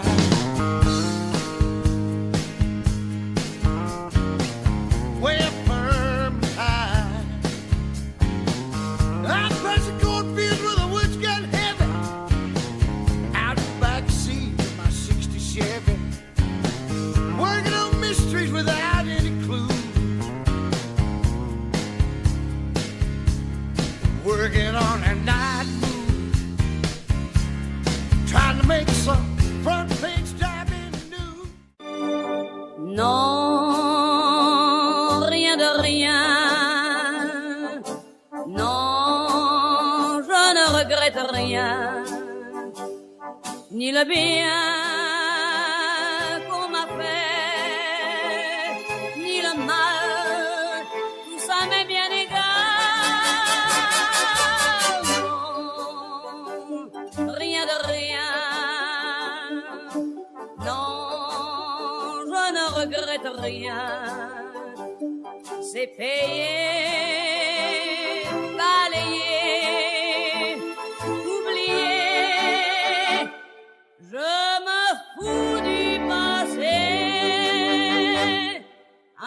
Avec mes souvenirs, j'ai allumé le feu. Mes chagrins, mes plaisirs, je n'ai plus besoin de balayer les amours avec leur trémolo, balayer pour toujours. Je repars à zéro. Non, rien de rien.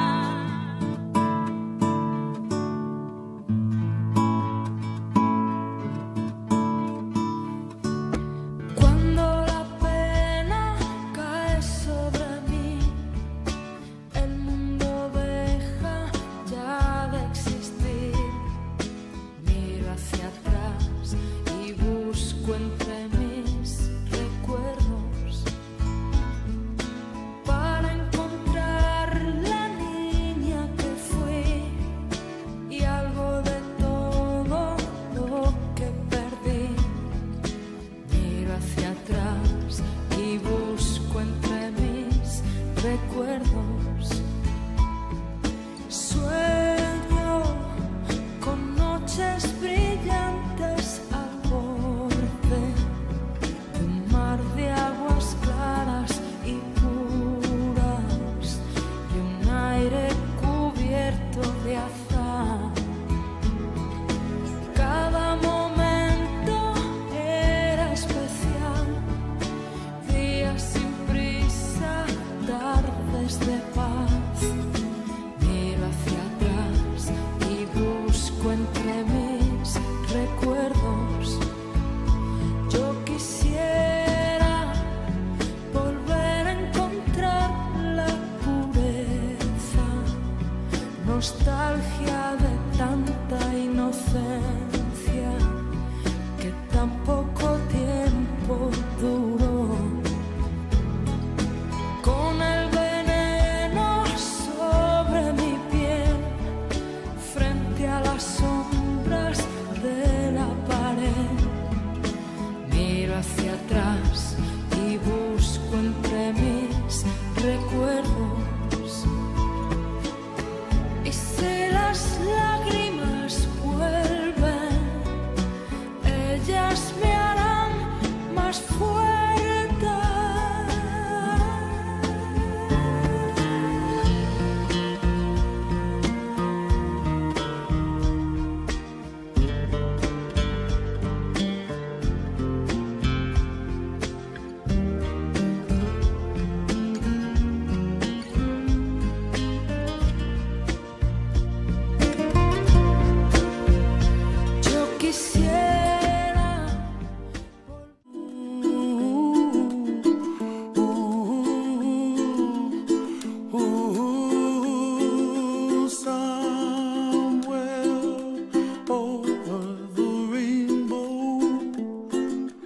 way up high, and the dreams that you dream of once in a lullaby. Oh, somewhere over the rainbow, bluebirds fly. Elaine had a passion for justice that reached well beyond any individual story she did as a reporter. She wanted to change the industry. We'll hear now from her good friend and former president of the National Association of Hispanic Journalists, Juan Gonzalez. I met Elaine when she was a Linky. When she was, I guess this would have been about the mid-1980s, before she came to Newsday. Charlie Erickson had invited a bunch of us to dinner, and Elaine was sitting next to me. And as Miguel said so eloquently, he was her little sister. She became instantly, from that time on, my little sister. Much closer to me in terms of our spirits, I would say, than my own real little sister.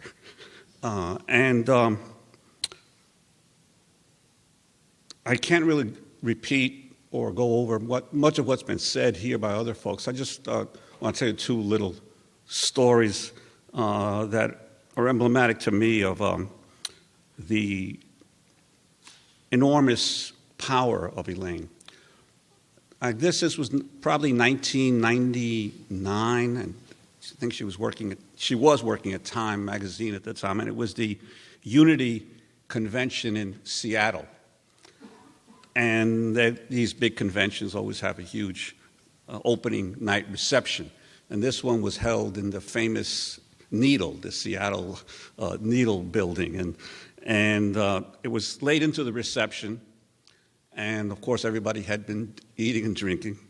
And Elaine comes up to me and says, Juan, I want you to meet the head guy at Time magazine. I think it was Walter Isaacson. I had already had 3-4 drinks. I don't remember who the head man was at the time, but Elaine insisted that I had to meet him, and because she said, "No, you know, they've got to see it. They want to hire you because you need a bigger platform." I said, "Elaine, I've had 3 or 4 drinks. I really don't want to meet any media mogul right now." She insisted, and brought me over to Isaacson. And immediately introduced me, and Isaacson said, where do you work? And she immediately flies off the handle. She says, "You don't know who Juan Gonzalez is?" And she, for the next 5 minutes, she gives a complete biography of my life, and then proceeds to segue from my story into everything that is wrong with the Time empire. In terms of diversity and coverage, now she'd obviously had about as many drinks as I had by that time, and so had Isaacson. And I don't think I've ever felt more sorry for a media executive as I did for him that night, because he was really looking to escape, but he would not let her. And that was the kind of passion that Elaine brought to everything that she did. Whether it was partying, whether it was working, whether it was advocating for those who needed advocacy. And she and I had worked early on in the leadership of the National Association of Hispanic Journalists, and then in 2002, when I was decided to run again and was elected president, I sort of asked her to come back and help me on the Unity board, because I so much trusted her instincts on anything that had to do with good journalism, with advocating for fair treatment. And she willingly joined the Unity board and did what she could at that time to help. The only friction that Elaine and I had over the years, and I don't know how many people are aware of this, she had an obsession with writing the definitive biography of J-Lo. And because she kept telling me, this is the first Latina woman to become a billionaire. And she's an amazing businesswoman.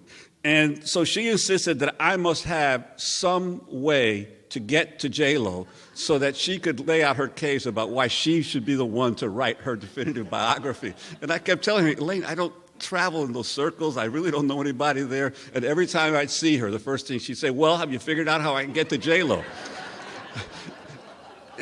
And so it was the enduring friction in our relationship that I could not deliver J-Lo to her. But I think that she continued to be an incredible example to so many journalists, young and old, especially the older ones, I think, because the older you get, the more the passion gets dulled, the greater the cynicism that overcomes you. And she was perpetually, she had this zest for life. I remember when she started talking to me, when she decided to move to the South Bronx. She was so happy to have moved into the South Bronx. I think there were two things that really made her happy toward the later years of her life: moving into the South Bronx and then working at Lehman College. Both of them, I think, really sort of re-energized her and gave her new vitality and new zest for life. And I think that when we talk about now developing a scholarship fund for Elaine, you know, the big capitalists of America, a lot of them have the edifice complex. You know, they donate a lot of money to a university and they get a building in their name. My favorite has always been Havemeyer Hall at Columbia University, because, of course, H.O. Havemeyer was a great sugar magnate who owned plantations throughout the Caribbean and exploited so many people and managed to donate enough money to have the university name an entire building after him, and of course became the Domino Sugar Company, the Havemeyer Empire. So the capitalists named buildings after them. But I think that we have to increasingly understand the need to preserve the legacy and the memory of those who have really labored to make this a better world for young journalists, a better profession, and there can't be no better way to do that than to create a scholarship fund that will carry Elaine's name and will hopefully help other young journalists, young Latinos, young African Americans, pursue careers in journalism. So I think that when Evelyn and Rose told me that they were going to establish a scholarship fund, I said, well, I want to be one of the first to contribute to that, and I hope that many of you here in this room will do the same, because I think it's pretty evident from everything that we've heard today and from this enormous crowd that's come out tonight that we were all privileged to walk in the shadow of greatness. And we've all become better people for that. And I think we have to preserve that memory and those lessons and that legacy. And there can't be any better way to do that than to establish an Elaine Rivera Scholarship Fund right here at Lehman College, where she began to inspire so many young people and to nurture and mentor so many young people, not only in journalism, but in their lives. And now Saul Margulies, who's Director of Major Gifts Institutional Advancement at Lehman College, can give us some specific information about how to make a donation to the Scholarship Fund. Thank you. Good afternoon, everyone. Before I start, I just wanted to say that over the last 2 hours, I've been here at Lehman College now for 3 years, and my true regret is having never had the joy and pleasure of meeting Elaine. And clearly, as I've said, spending the last 2 hours listening to tributes from colleagues, from journalists, obviously, from her students, my one regret is, clearly this was an outstanding human being who touched everyone that she ever came in touch, who touched everyone's life that she ever had the privilege of being with and close to, and I only wish that I had had the honor and privilege of meeting this incredible human being. On that note, just to pick up on what Juan was saying, it is really us, Lehman College, who are honored to set up a scholarship in the name of Elaine. It's called the Elaine Rivera Scholarship in Journalism. And this scholarship fund will allow Elaine's legacy to continue and help students who obviously pursue a career in journalism. And I can think of again, as I said, at the expense of being repetitious, having never had what I consider really a privilege of knowing Elaine, will really carry on someone who is just beyond, you can't put it into words what this person is, and I'm just speaking about having heard the tributes to her for the last 2 hours. So as I'm saying, any amount that you wish to contribute is welcome. You can make your donation online. You just go to www. Elaine Rivera Scholarship Fund on the Lehman webpage. And once again, it truly is an honor for me to be standing here and to be speaking about someone who I only wish would have been able to touch my life the way she touched all of yours. Thank you. Before we go, we wanted to close out the program. I wanted to thank all of you for coming this evening and close out the program with some music that is typical of Puerto Rico and Puerto Rican culture, and that's Bomba en Plena. And Bomba en Plena is percussion-based, typical Puerto Rican music. Bomba goes back to the days of the African slaves, and they used bomba to tell their stories and keep their traditions alive. And Plena goes back to the beginning of the last century and was used to tell stories, and it's actually known as the newspaper of the people. So we thought it was particularly appropriate. So I'd like to introduce Pleneros Sin Fronteras. We're honored to be here playing at this memorial service. We hope you enjoy our music. It is typical music, folklore from Puerto Rico. We know that Elaine was a fan, and we hope that she's listening. Anoche yo lo soñaba, anoche yo lo soñé, anoche yo lo soñaba, anoche yo lo soñé. Soñaba con Puerto Rico y qué pena que desperté. Soñaba con Puerto Rico y qué pena que desperté. Anoche yo lo soñaba, anoche yo lo soñé, anoche yo lo soñaba, anoche yo lo soñé. Soñaba con Puerto Rico y qué pena que desperté. Soñaba con Puerto Rico y qué pena que desperté. Soñaba que me bañaba entre las aguas de verde mar. Soñaba que me bañaba entre las aguas de verde mar. Y la brisa bailaba con las olas del tropical. Y la brisa bailaba con las olas del tropical. Anoche yo lo soñaba, anoche yo lo soñé. Anoche yo lo soñaba, anoche yo lo soñé. Soñaba con Puerto Rico y qué pena que desperté. Soñaba con Puerto Rico y qué pena que desperté. Que llegaron mis familiares y tocamos mucho verde. Que llegaron mis familiares y tomamos un verde. Anoche yo lo soñaba, sí, anoche yo lo soñé. Soñaba con Puerto Rico y qué pena que desperté. Anoche yo lo soñaba, anoche yo lo soñé. Anoche yo lo soñaba, anoche yo lo soñé. Soñaba con Puerto Rico y qué pena que desperté. Soñaba con Puerto Rico y qué pena que desperté. Ay, anoche yo lo soñaba y qué pena que desperté. Anoche yo lo soñaba y qué pena que desperté.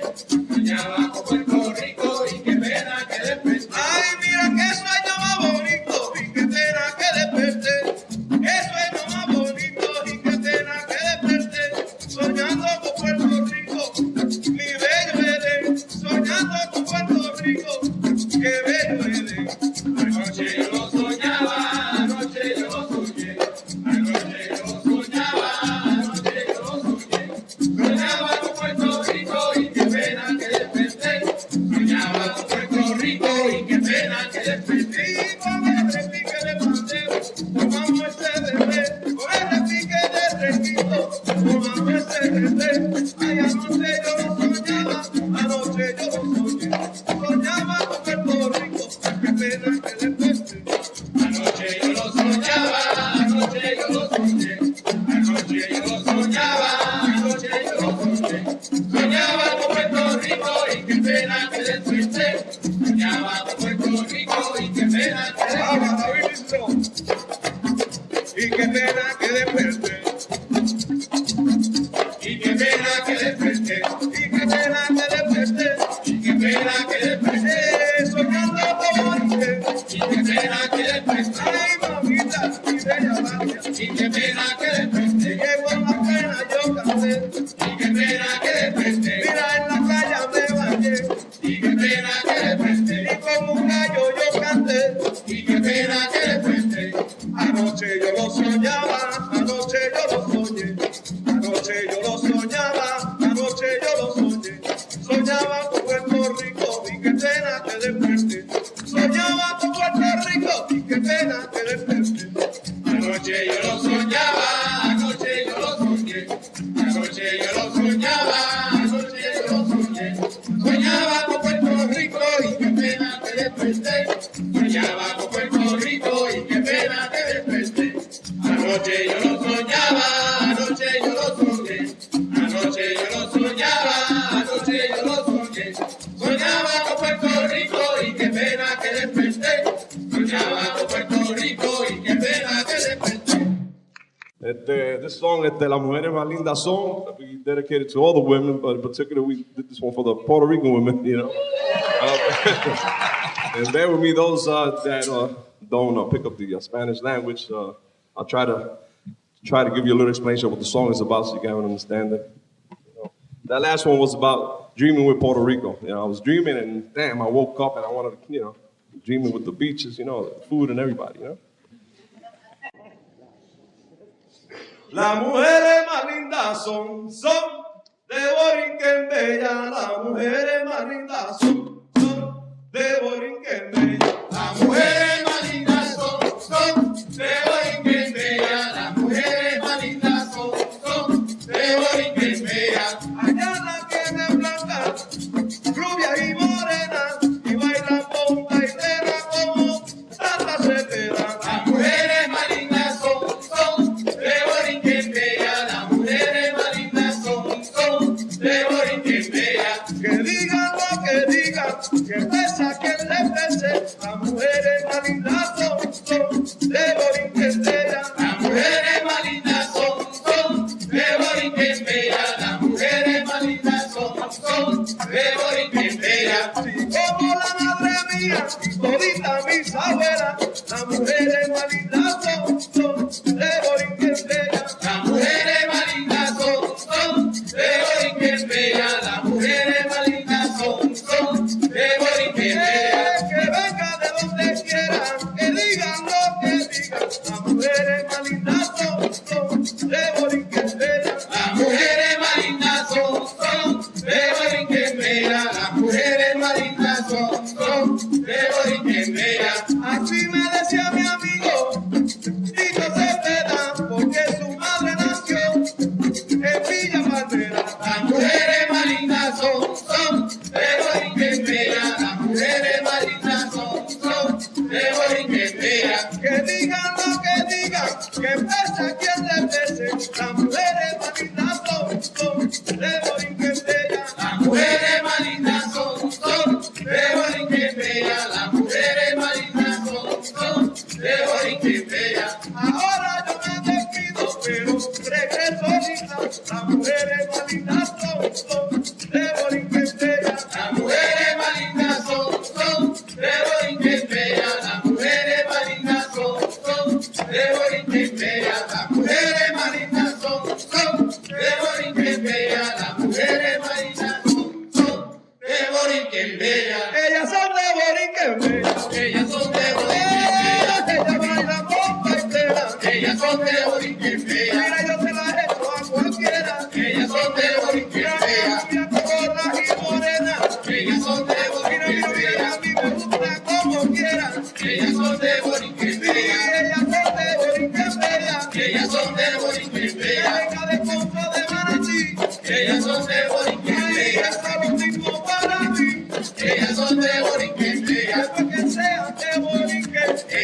de Borinquen bella. Yo bailo con cualquiera.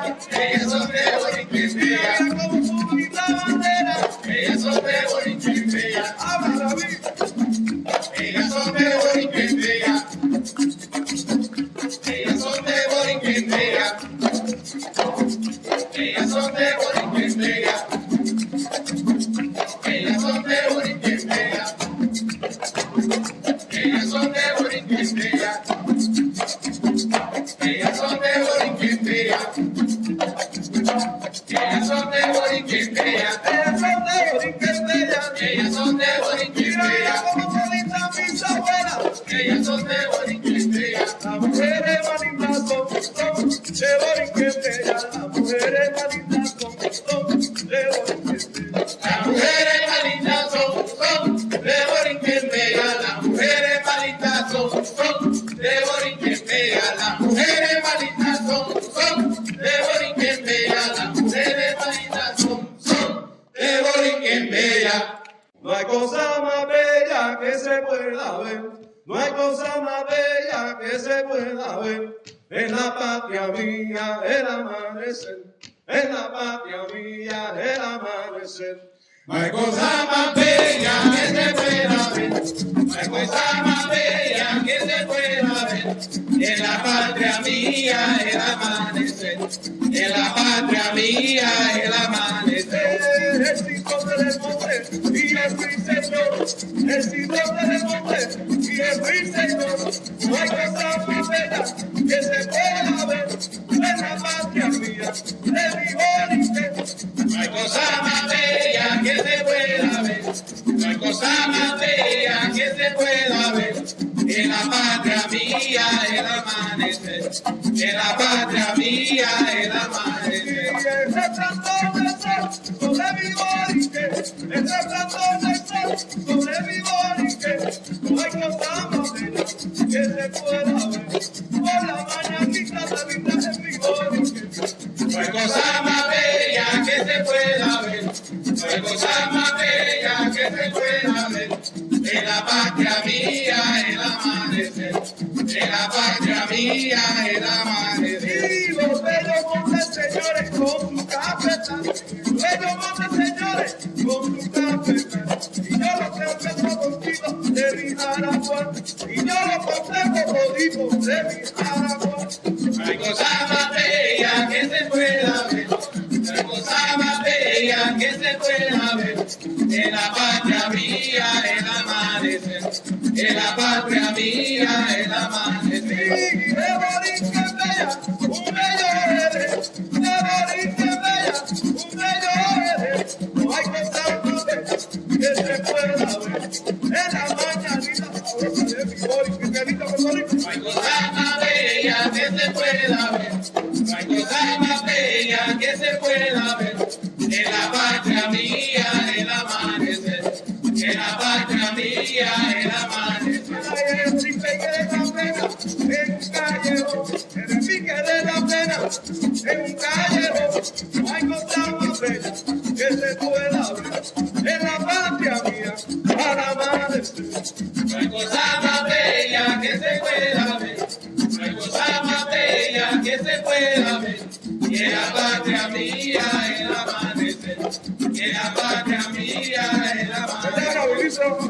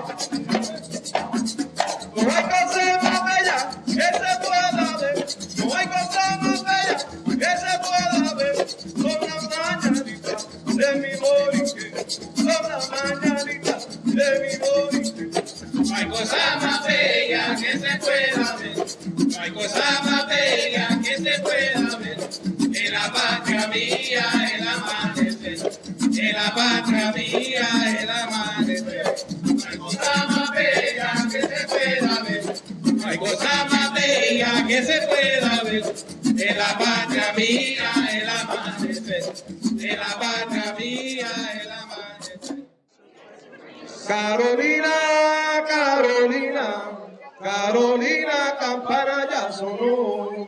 Carolina, Carolina, Carolina, campana ya sonó. Carolina, Carolina, Carolina, campana ya sonó.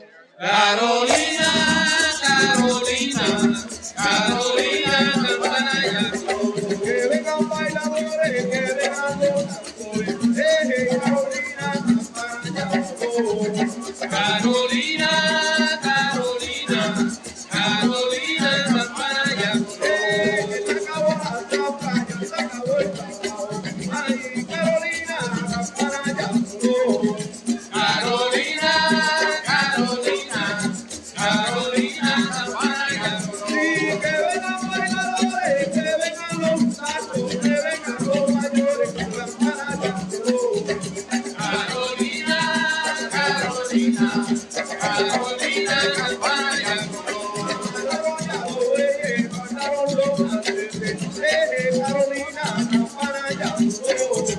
Carolina, Carolina, Carolina, campana ya sonó. Ya dieron la seña, ya dieron la seña. Oye, Carolina, campana ya sonó. Carolina, Carolina, Carolina, campana ya sonó. Y amarraron mayores, soltaron los madretes. Oye, Carolina, campana ya sonó. Carolina, Carolina, Carolina, campana ya sonó. Que vengan bailadores, que vengan cantadores, que vengan los muchachos, campana ya sonó. Carolina, Carolina, Carolina, campana ya sonó. Vamos a recordar, sí, vamos a recordar. Oye, Carolina, campana ya sonó.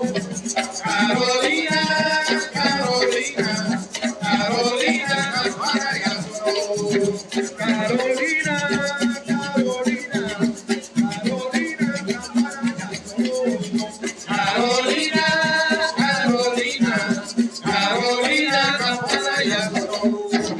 Campana ya sonó. Campana ya sonó. Campana ya sonó. Campana ya sonó. La fiesta ya sonó. Campana ya sonó. Que vengan bailadores. Campana ya sonó.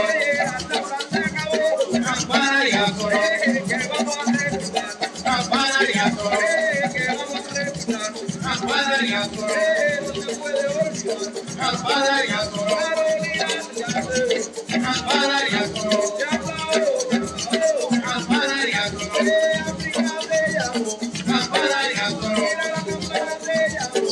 Campana ya sonó. Ay, no se puede olvidar. Campana ya sonó. Carolina ya sonó. Campana ya sonó. El agua ya sonó. Campana ya sonó. El agua se voló. Campana ya sonó. Campana ya sonó. Campana ya sonó. Campana ya sonó. Campana ya sonó. Campana ya sonó. Habla, Eri, habla, Eri. Campana ya sonó. Campana ya sonó. Campana ya sonó.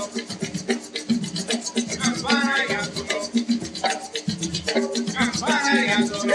Campana ya sonó.